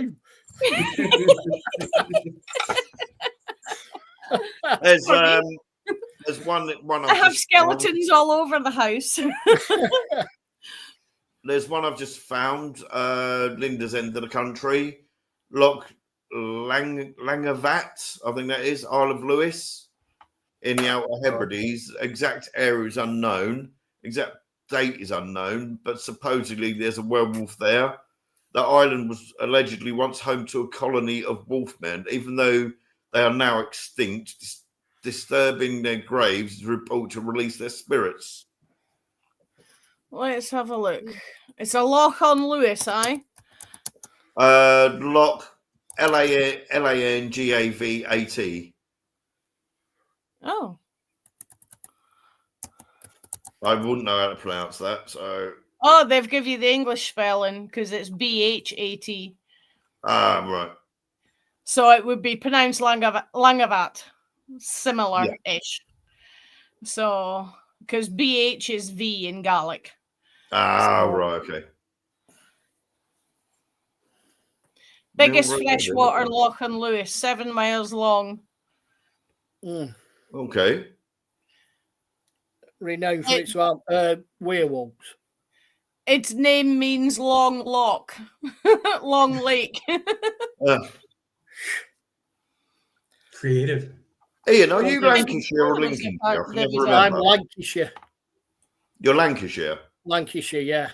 Right. So there's one in Lincolnshire, werewolf, mid-19th century churchyard in Northolt. The churchyard is rumoured to be the haunt of the Black Shuck. See, why have they put Black Shuck under werewolf? Because it's not a werewolf. It's not. No. No. Which may have been it's dog-like, it's wolf-like, so. Right, it's got here, this churchyard is rumoured to be the haunt of the Black Shuck. And Black Shuck is actually more of an East Anglian thing rather than a Lincolnshire. Yeah, it's got different names all over the place, yeah. Well, it's same side of the country, same. Wouldn't it be something more like Padfoot? No. I thought Padfoot was more the Yorkshire side. Oh, is that? Oh, okay. Yeah. But it says the churchyard's rumoured to be the haunt of the Black Shuck, which may have been a shape-shifting local wizard. Another tale says the dog's remains were bricked up in the church walls, and he is nothing more than a folk memory. That's standard practice. When we've said about this before, haven't we? When graveyards and churchyards are built, it was common practice to bury a dog, preferably a black dog, in there before the first human remains went in to protect the bodies. And also a lot of churches that were built in the medieval period had cats or dogs within the walls as protectors of the site. Yeah. Which I find quite funny for Christians, but hey-ho. Yeah. Well, a lot of the Christian beliefs and festivals are from Saturnalia. Yeah. Mm-hmm. It's been proven with the astrological calendar. The bright star that they were following was only visible in May, June, and July. Well, at that time period. Yeah. It wasn't visible in the thing that they went to register under was also held in June. Yeah. And the shepherds watching their flocks in the field, overnighting in the field, you wouldn't be doing that in December because the Holy Land, some bits get as cold as here. Yeah. Overnight. So it's all springtime, and they just switched it to absorb Saturnalia because they couldn't get rid of Saturnalia, which is the festival where you eat and drink to the point of stupidity, dance like nobody's watching, and technically you're supposed to bump uglies with anything that's willing. And that feast day is the 25th of December. Yeah. Sorry, I'll get off the soapbox now. Yeah. There's a vampire Croatian one, Mm. 1578 to 1656. Jure Grando lived in a small village, Istrian Peninsula. He died in 1656 due to illness, but according to legend, returned from the grave at night as a vampire, or a strigon, as they called it. Oh, that's pronounced right. Yeah. Terrorised his village until his decapitation in 1672. Legend says that for the 16 years after his death, he was arise from his grave by night and terrorised the village. Village priest named Giorgio, who had buried him, previously discovered that at night someone would knock on the doors around the village. On whichever door he knocked, someone from that house would die within the next few days. He also appeared to his terrified wife, Ivana, in her bedroom, who described the corpse as looking as though he was smiling and gasping for breath, and he would then sexually assault her. Oh. The priest eventually came face to face with a vampire. He held out a cross in front of him and yelled, "Behold, Jesus Christ, you vampire, stop tormenting us." The bravest of the villagers, led by whoever, can't pronounce his name, chased and tried to kill the vampire by piercing his heart with a stick of hawthorn, but failed because the stick just bounced off his chest. Hawthorn's quite later, good though, isn't it? Hawthorn is a traditional one for Eastern Europe. Another one is ash or elder. Right. Yeah. One night, 9 people went to the graveyard carrying lamps and a cross and a hawthorn stick. They dug up his coffin and found a perfectly preserved corpse with a smile on its face. The father said, "Look, there is Jesus Christ. He saved us from hell and died for us, and you cannot have peace." They then tried to pierce his heart again, but the stick would not penetrate the flesh. After some prayers of exorcism, one of the villagers sawed the head off the corpse, and as soon as the saw tore the skin, the vampire screamed and blood started to flow. According to folklore, peace finally returned to the region.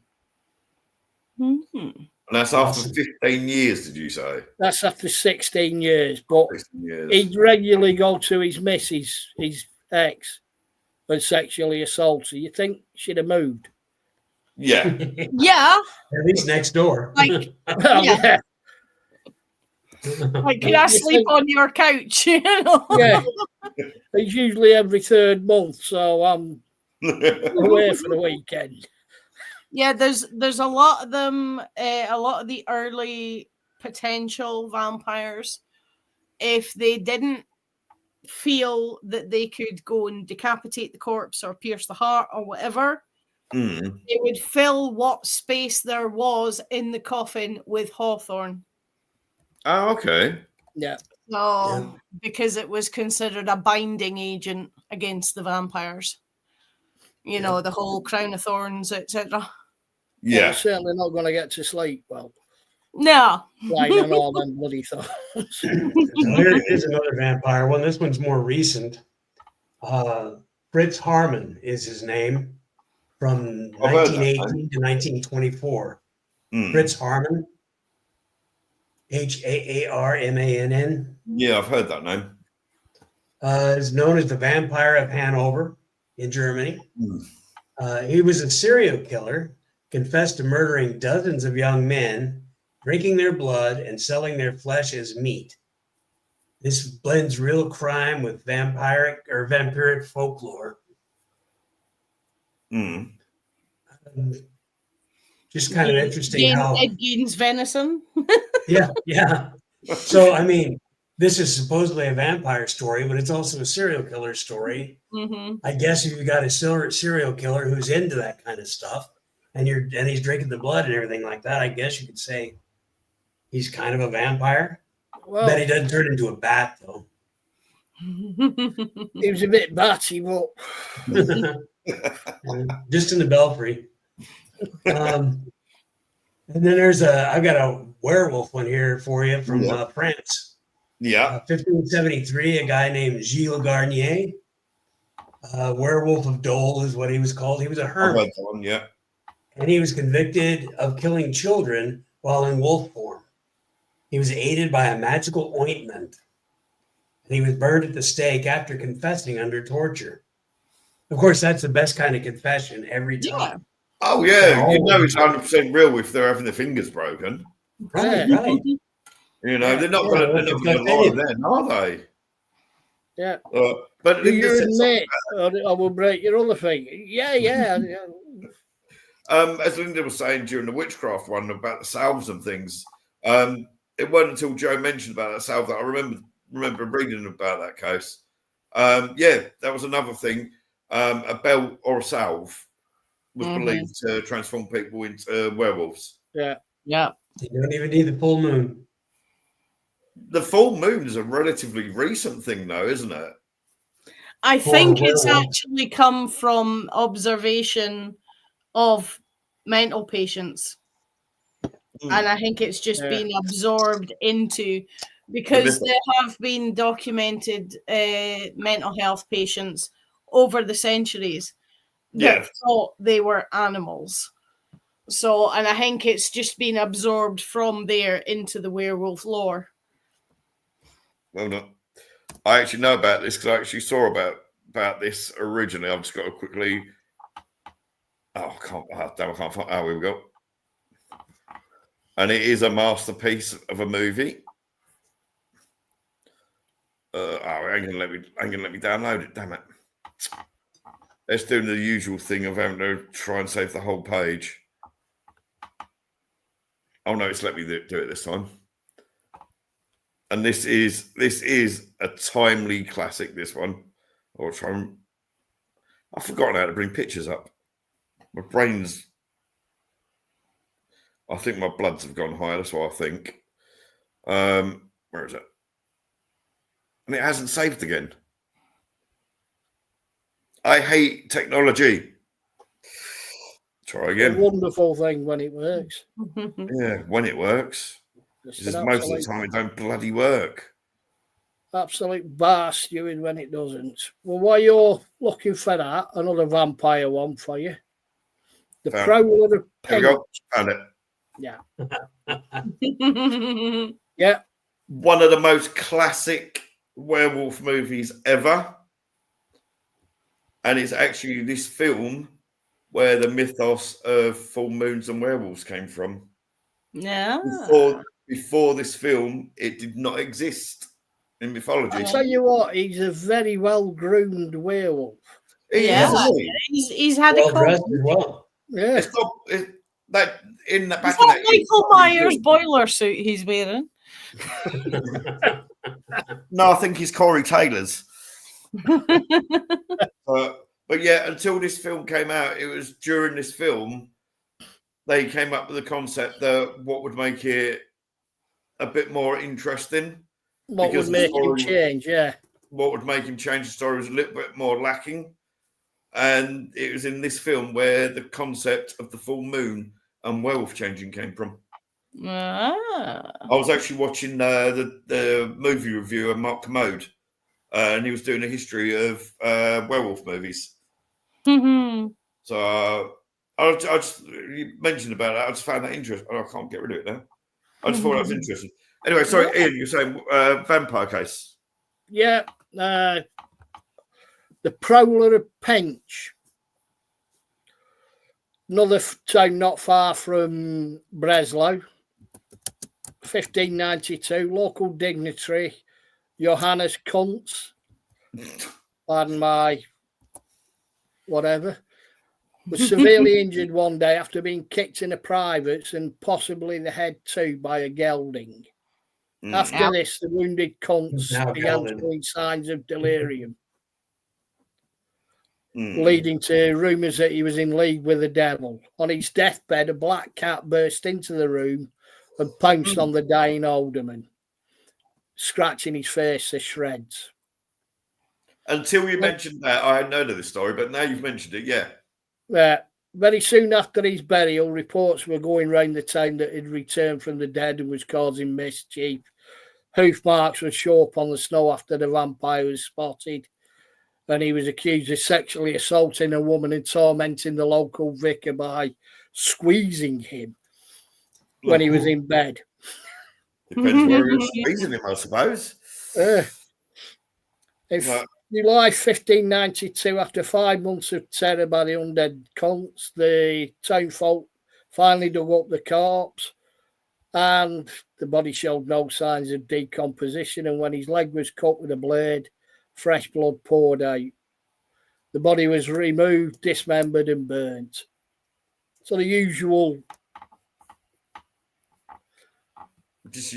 thing. There's no sign of decomposition. The thing is, as well, with a lot of the Eastern European stories, their winters are like an ice age. Yes.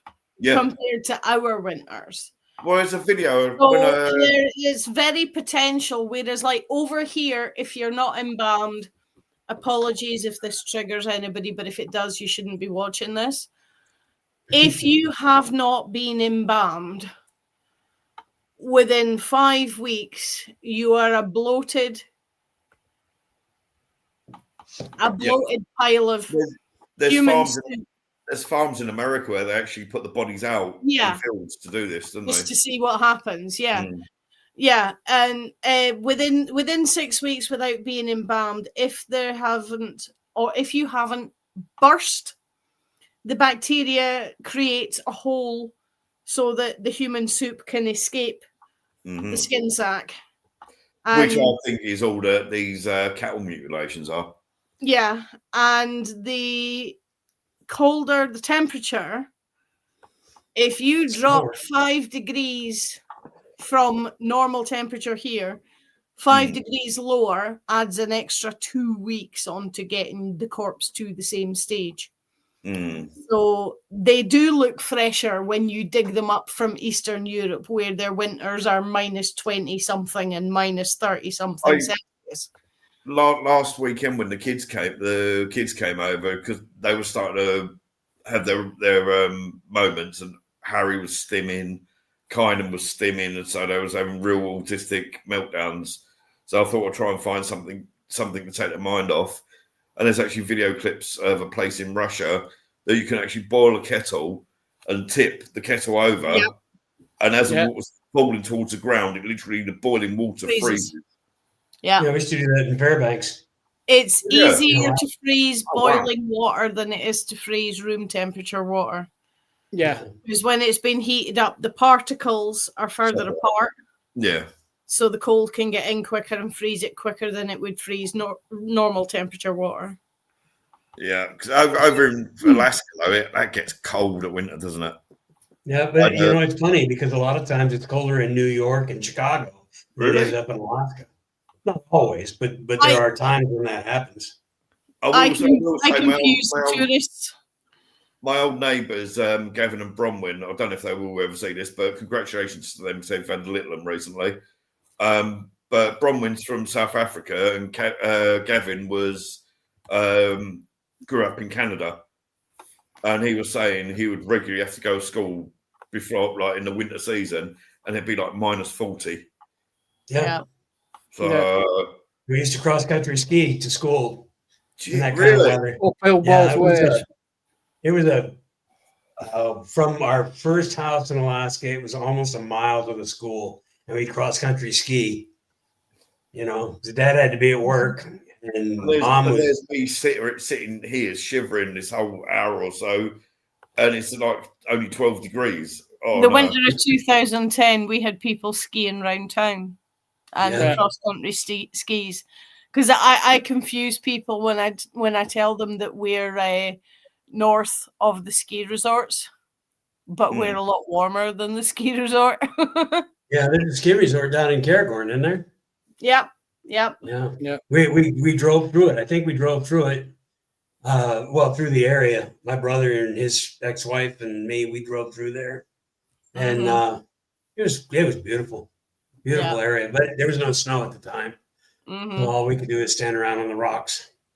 Yeah. Yourself, they're built differently in Scotland.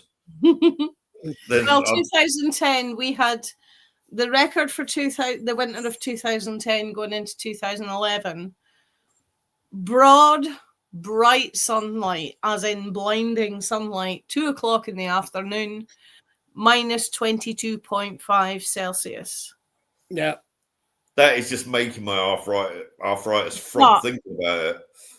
Because it had come so cold so quick, and it had been cold all the way through November, right through to February. It was a dry cold, and it didn't feel half as cold as -7, -10. Yeah. Because normally it's a damp cold. The bit that got me was when it was starting to thaw, it went up to -15 and the icicles are dripping, and we're like, is that even physically possible for ice to melt at -15? But it was doing. So yes, I thought it was. I was reading mate's reading about, but he showed me a passage where they were doing the crossing of the Antarctic. And temperatures regularly get down to -50, -60 degrees Celsius. And it warmed up to -20, and people were laying outside in just their underwear because it felt so warm. If it's dry, it does definitely feel about 20 degrees warmer. Yeah. Well, you get wind chill as well. Strange. Yeah. Wind chill can knock another 10 degrees. CJ's 10th birthday. So obviously I'd moved in here, and they're 51 miles away, I think it is. And not last birthday, the birthday before. I was sat here, I was bored. They couldn't get here for, I think her car was off the road. So I was sat here, I thought, I can't really let him down. So I drove a motorbike up to there, and that was at -7. And that was too much for me at -7. Especially when it took me, because of the roads and how icy and that they were. It took me. Yeah, but on a motorbike, you're creating your own wind chill. Yes. Yeah. So, yeah, most definitely. So it might be -7 out there, but as you're going, if you hit over 20 mile an hour, you're probably -15, -20. Yeah, that wasn't nice, but I wouldn't want to be here if the temperatures dropped as low as it does where Linda is. When we had that -20.5, it was funny because we had a market set, and the bulldozers had to come and remove the ice from the high street because it was the February market, and it started snowing the 11th of November, and it didn't stop till Valentine's Day. And the bulldozers came to remove the 6-inch thick layer of ice from the high street so we could have the market. Took my bottle of juice out the car, put it on the stall, unpacked the rest of the stall, lifted my bottle of Coke to take a mouthful. It had frozen solid. And I'm like, it doesn't even feel that cold. But it had frozen solid in the 2 hours it took me to set up.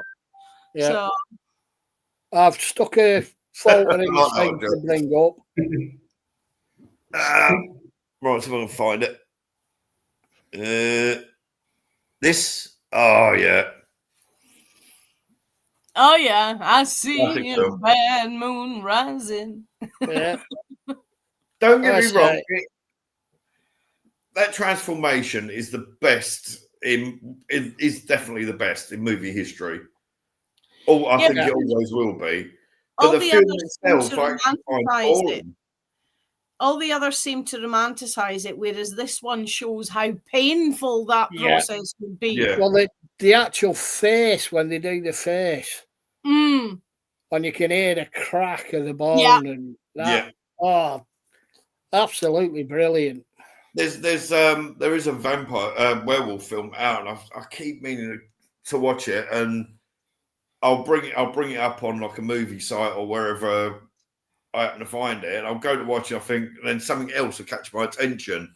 I'll end up watching something else, but it's the one on the train, the English one on the train, but I can't remember the name of it. Oh, where there's only the people that are in that carriage. I watched that recently, and they think the last couple think they've gotten away with it, and then the conductor starts Yeah. to change. Yeah, I watched that recently. It's on YouTube. It's Oh, on it is on YouTube YouTube? for free. Yeah, I can't remember the flaming name of it though, but that's gonna bug me now. I want to find it. because I watch YouTube every day, if I go through my YouTube history, it'll probably take me 3 months to find the flaming thing. I only ever watch you. Howl. Ah, It might be. It is. I've just got it up. Oh, okay. Yes, it is Hal. Yeah, that is the one. yes. Yeah. Yeah. I've got to admit, them werewolves look and the fact that they're practical effects as well, which is Mhm. something that isn't commonly done nowadays. Practical effect. Yeah. But Yeah. I keep meaning to watch it, and I said my mind just wanders. I was going to watch it the other day, and somebody had said Under the Dome, and I thought, oh, watch that, and then I ended up watching something about astrophysics on YouTube and fell asleep to that. Mhm. And then I started watching Under the Dome yesterday. But when I finish Under the Dome, I will watch this Hal, because I've heard really good things about this film. It is good. It's one of them where I had it on in the background while I was pottering around the house, and I actually stopped what I was doing and sat down Because to it's watch so it. good. So it is good. Oh, I'll check that out. Yeah, I think partly as well because it's a British movie, it's not focusing on the glitz and the glam and the look at this. So the story actually gets a chance to pull you in. Yeah. So Yeah, it's not like you say. Saw the gore fests don't do anything for me at all. It just make me laugh. that's why I haven't seen all the Freddy movies. I watched the first two and sat there and pulled the special effects apart. Yeah, psychological. Yeah, yeah. I do like a. How do we put this politely? A mind rogering movie. Yeah. Yes. I do. You end up curled up in a ball on the couch and you daren't even put your feet on the floor in case something grabs them. Yeah. I think I used to watch horror movies all the time. Yeah. Heidi isn't one into horror films. She was like, well, I don't see the point of watching gory things like that. Yet she'll sit down and watch the war films. So Colin don't do horror movies either. It's like I keep trying to reference this, that, and the next thing in conversation. It's like, oh, of course you haven't seen that, have you? Carl, come on, dude. No, I used to watch horror films almost nightly, to be honest with you. I had an extensive collection of DVDs with them on when I was with my eldest boy's mum. And then I sat down and watched Eden Lake. And that actually stopped me watching horror films for about 10 years. That rings a bell. Because that is such a psychological mindfuck, that film. I always remember one when I was a kid. That's a kid, early teens. And it was around the Hammer House of Horror type thing. But it was a psychological one. And it was black and white. And it was something to do with I can remember of it. This girl went as an au pair to this house. And a person in the house was in a wheelchair, but they weren't. But that really was a total. I don't think I touched the stairs more than about twice on the way up and jumped into bed from about 20 foot away. But I always remember the last scene was this woman in the staircase hanged. And it just showed the body slowly revolving with and it was like, I still to this day hate stairs at night because it totally battered my head. Do you not? There was no gore in it. Yeah. It was just a total the manipulation of this woman I swear there is a military unit of ghosts that are specifically trained that when the lights go off downstairs, they're going to follow you up the stairs. Because everybody I've ever met who genuinely had a ghost in the house, whoever turned the lights off downstairs only ever touched about 3 stairs in a flight of 25 to get up there because they can feel them coming up behind them. Yes. This has got to be one of the greatest hammers ever. Children of the Full Moon. I don't remember that one. I don't remember it either. I think it's on YouTube. See, when I used to watch the Hammers when I was little, I just got stuck on Christopher Lee and Peter Cushing and forget everybody else. Yeah. But these, overall, from what we've all said and that tonight, what I've taken from it, most of these werewolf and vampire cases, it's fear, it's lack of knowledge. Basically, like what I've said about the Bible before as well. It's in a time period where science wasn't understood. The way the body worked wasn't understood. Exactly. The way the body decomposed wasn't understood. Yeah. Nowadays it's common practice. Yeah. You know, CJ's in high school, in his biology class, within the next few years, he'll probably be taught how a body decomposes and things. You know, it's something that is common knowledge nowadays, and back then it wasn't. So if a body would have come in handy. Yeah. If back then it's like, if, how do I put it?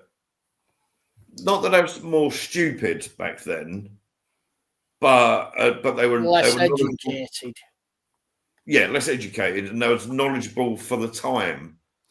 But there was things that were happening that they didn't know about. Also, nowadays there are certain history programs that show you how to make lime from scratch. Yes. There was actually, I don't know if you remember it.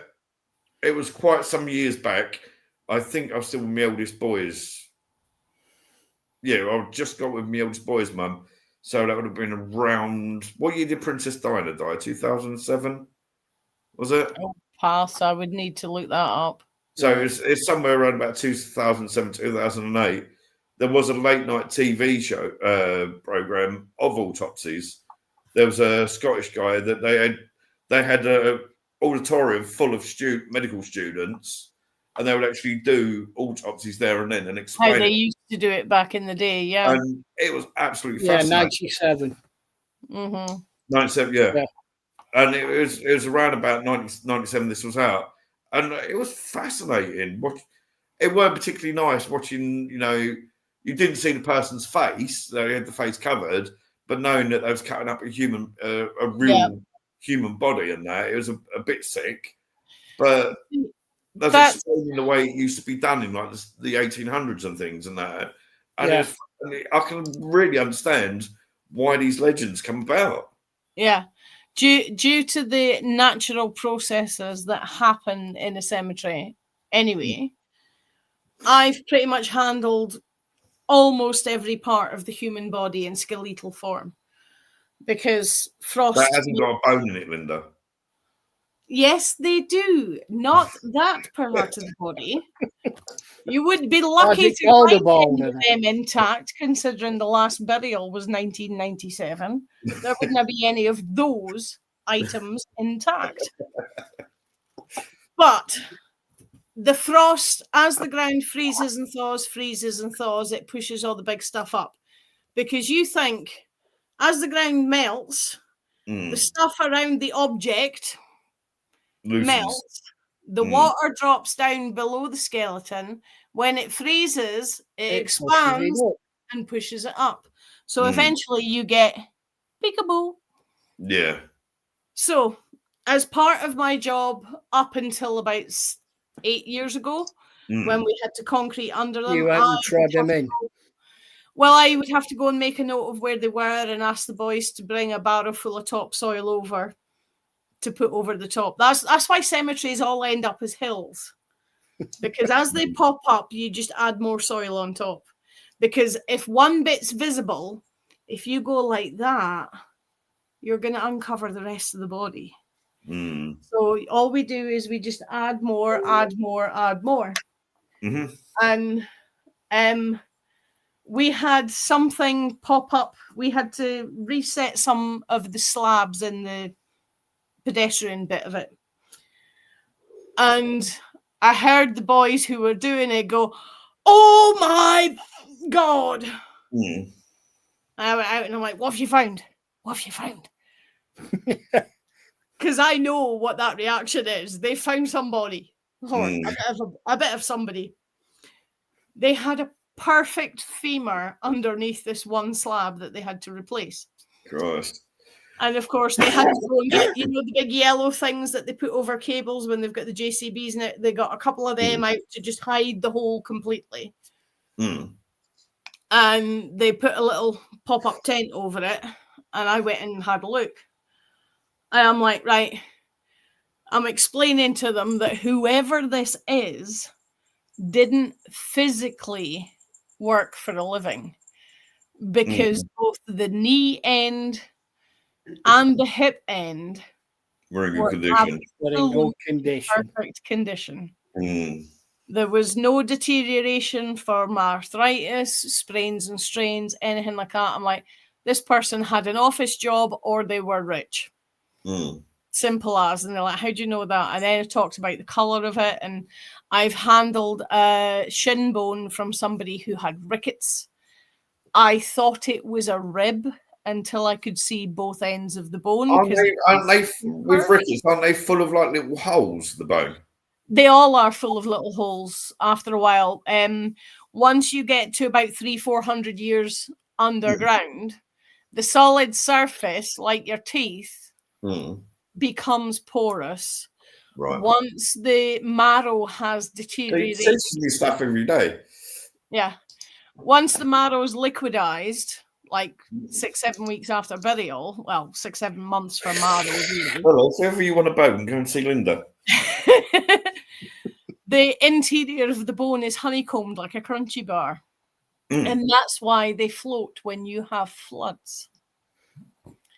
And the rickets one was horrendously deteriorated. I mean, like I say, it was shaped like a rib.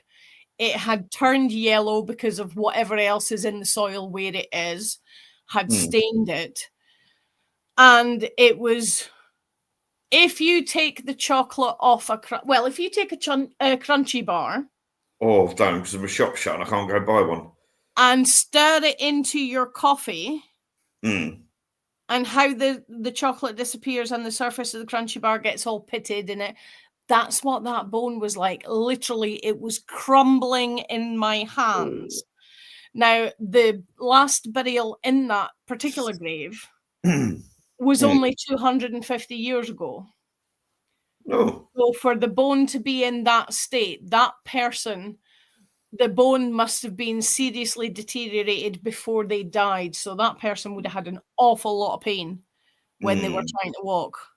Apart from the fact their legs looked like they'd lost their horse. Yeah.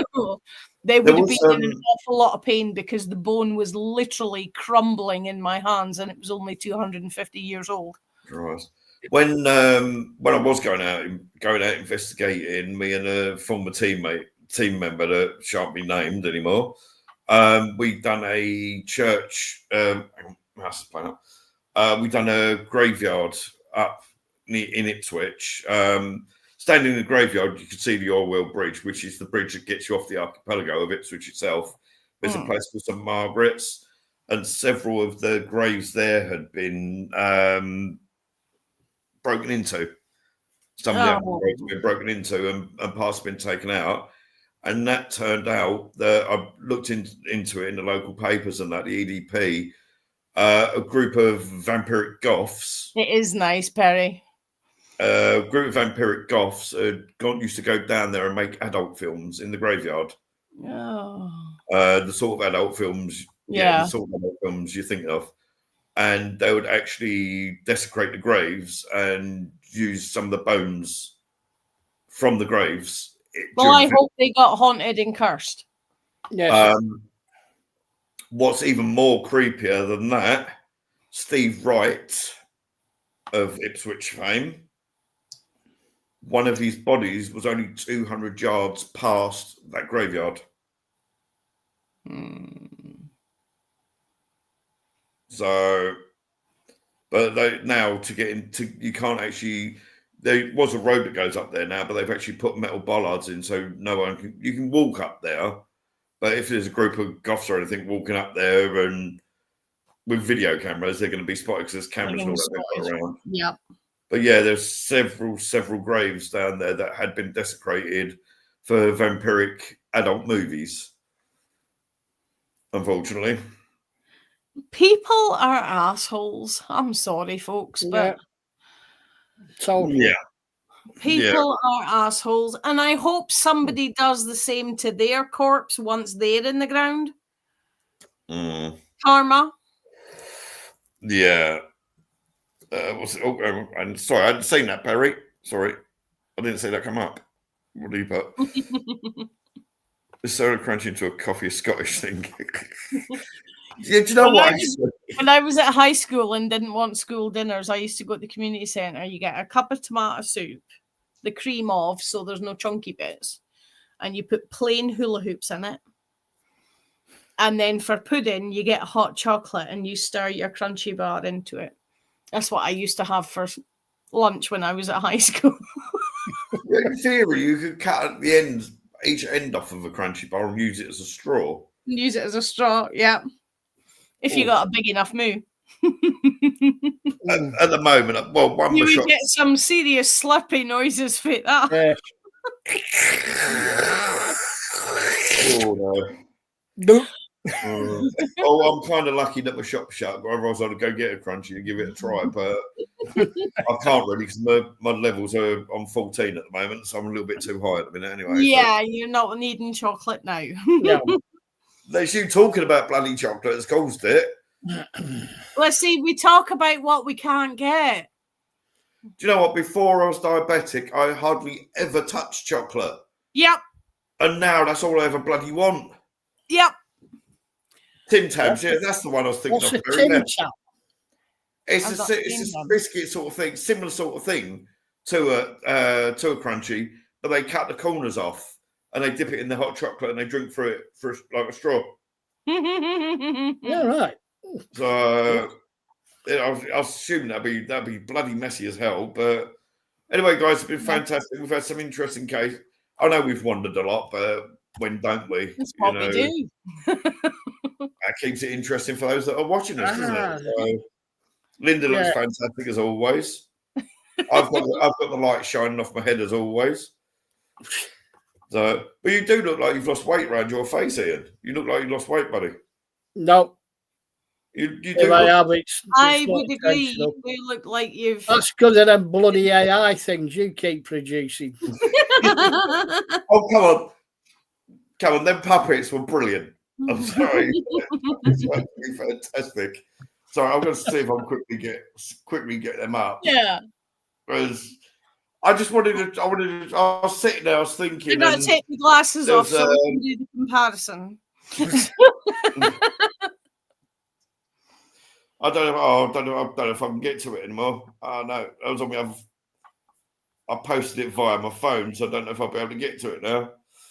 Hang on. But and it was good news that we've reached 30,000 views. Yay! Yes. All in. So that's some good going, guys. So well done. It's fantastic what you've been doing. I'm just sitting here looking gorgeous and letting you do all the intelligent stuff. So I can't find it now. That's a shame. I got it. Have you got it? Has Joe got it? Has he? Just 1 second, I'll bring it up. I I done it for CJ because I just thought it'd be something funny for him to do. And I've actually ended up having that printed on his T-shirt for his birthday next month. So it looks so good. It's up there, Carl. Yeah, and I wanted to try it just to see what it'd look like. So for those that are watching, for your entertainment. I still think I look like Dorian from Birds of a Feather. There is a bit of Dorian, yeah. Yeah, I mean, I've got the same hair as Dorian. And yeah, I'll keep my mouth shut about the rest. I just want to know what's thinking about my ears, for God's sake. Well, I noticed that. Your ears and your eyes look like you. Oh, Christ, Yeah. how fuck is that? Oh, Your the eyes eyes look like they're slightly out of line. they're that's pretty accurate anyway, so but I had to do it because I just sat here and I thought that is just going to look so funny. And the one I done for a couple of months back for the claymation, that was just brilliant. And actually, I wonder if I still got that one of Joe. I don't think I've got that anymore, unfortunately. I think I deleted it off my computer. Let me have a quick look. You coming up to see him? Oh no, I think I've got rid of it. Damn it. Yeah, I have, unfortunately. I'll have to do it for you again, Joe. But the one for me for claymation, I thought was just absolutely. You can have some fun with AI. Yeah, see, it's I frightening. know it's like your granddad, Carl.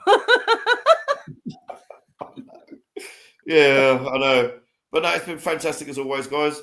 Those are watching, if you're not subscribed, please subscribe. We're on 118 subscribers now. So we've gone up.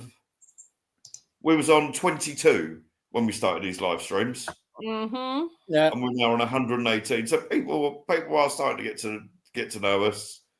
I'd like people to comment, not in so much the lives, but like afterwards. We've had a few weirdos comment a few times, and I'm just like Bilbo and his mate.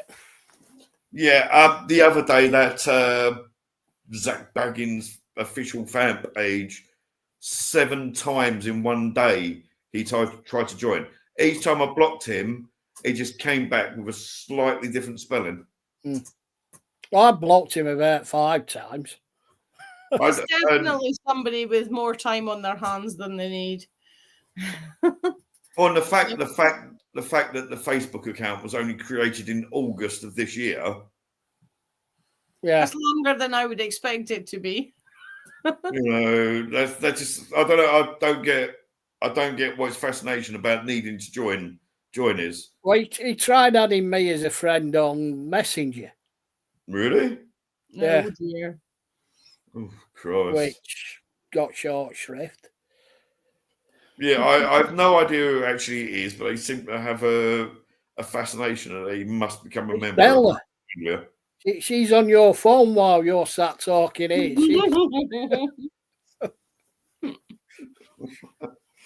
All right, so last few messages we got.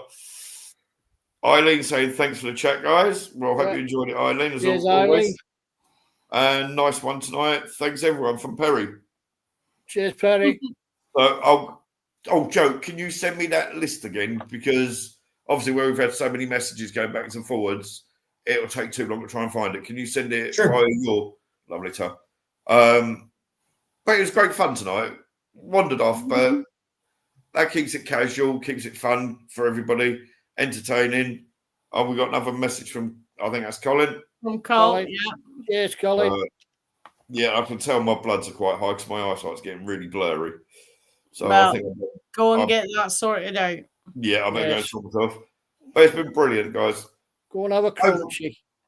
I can't be shop shut. The nearest shop to me now is a 4-mile walk away. Oh, stuff that. You'll be ready for it when you get there then. Well, yes. Hey, will be a lot more when you get there. It'd be gone before I got back, so I'll have a coffee to dunk it in. No, it's been a good one, but I think overall it's like with the conclusions we had the other week with the Bell Witch. it seems it's just simply that people weren't as educated back then. Yeah. Yeah. People don't understand, and it's that whole, if we don't know the truth, we're going to make it up. Yeah. And so many of them are the same. And there's a book that's done that for 2,000 years. So, Yeah. but Joe's been quiet tonight. He has. Well, I'm just listening. It's interesting. Yeah. Give you what I researched. So,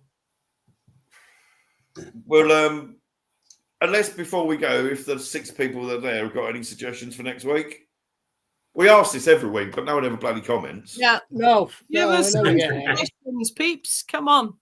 Give us a few suggestions. We want to talk about what you want to hear about.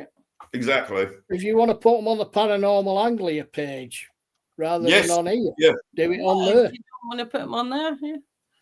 I'll tell you what I'll quickly do. I'll quickly go over to vidIQ and I'll see what the recommended topics are at the moment. I'm not stripping, no. I am not stripping. I had that last time. We'll leave that to Joe. It's get too cold. We'll leave that to Joe. It's cheap wallpaper. The steamer would warm you up.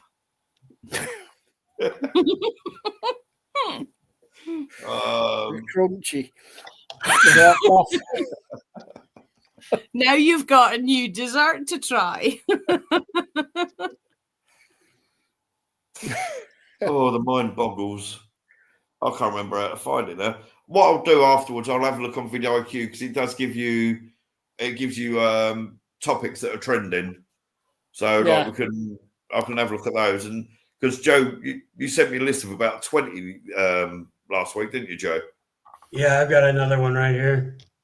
So if Joe and I can have a look on the vidIQ, see what's trending, and then I've also changed the category of I was posting in entertainment, but I've changed the category to blogs and people. Because I had to look through, and I've noticed the shows like this or anything paranormal tend to get more views if they're in vlogs and people than they do under entertainment. So I've swapped that about. I've done a few tweaks here and there. Yeah, it's getting that time of year as well where people are going to start looking for the paranormal. So hopefully we'll get like me. You'll get quiet. The odd book is here and there. The rest of the year, and October comes, is like, oh, can we do a tour tomorrow? No, you can't because I'm already fully booked. Yes. One bit. I'll try and remember how to use my bloody phone now. I've still got 6 days holiday to book, so I might come and visit you. Hey. There's 16 days to Halloween. And there's 5 days to my birthday. Oh, of course there is, yeah. Yeah. We got Heidi's birthday this month, then we got mine and CJ's next month. So, and I've had mine. Ian's had his big 6-0. I'll have to start acting my shoe size after next week. I'll be 52. Is that European size or? No, that's too old. Mind you, no, it wouldn't actually, because for me that would be 35. European size. Right, guys. Not bad. Been fun as always. No one's actually bothered giving us any suggestions. Yeah. Well, they've all gone. They're all shy. They're all hiding. Yeah, it's been brilliant. I checked Tim Tams like. Oh. Someone we said. Someone we said. Tim Tams are like penguins. Sorry, Ian? Right. Tim Tams are like penguins. Well, next time I go behind these, I'm going to try it because the boys like penguins, so they've always got them in the cupboards. A penguin and a cup of coffee is a good pairing anyway. Yes. Yeah. I've never tried doing that with them, but well, I might see if I'm brave or not. You bite off one corner and you bite off the opposite corner at the bottom, and then you just dunk it in like a straw. So Linda's wondering if there's a shop that's open near her right now. No, Right, I've already had dessert. I need to get the savoury portion of supper because I didn't have time enough to cook There you go. it. He jumped. There's something we Close said, your Joe. windows and close this one. Right, guys. Fun as always. Right. It's a laugh anyway, isn't it? It is. It's great fun. I worked out. I think combined between the four of us, we've had about 150 years experience in paranormal investigating. I'm only 20. About 130 years, sorry. Yeah. Well, I was 14 when I tried to pick a fight with one, but I've been speaking to them since about 1975. So with you and me combined, that's nearly 100 years. Just there. And then Ian and Joe as well. So we've got a lot of years of experiences and doing investigations and spending hours reading and researching and things. I wish I'd got paid for all the research I've done over the years because Oh Jesus, yeah. I wouldn't have a motorbike out the back. I'd have a Lamborghini in the car park. Yeah. But anyway, guys, fun as always. And until next week. Yep. Take Carl, care. I sent you a See you list in the later. chat. Yep. See Cheers, you Joe. later. Bye. Night, everybody.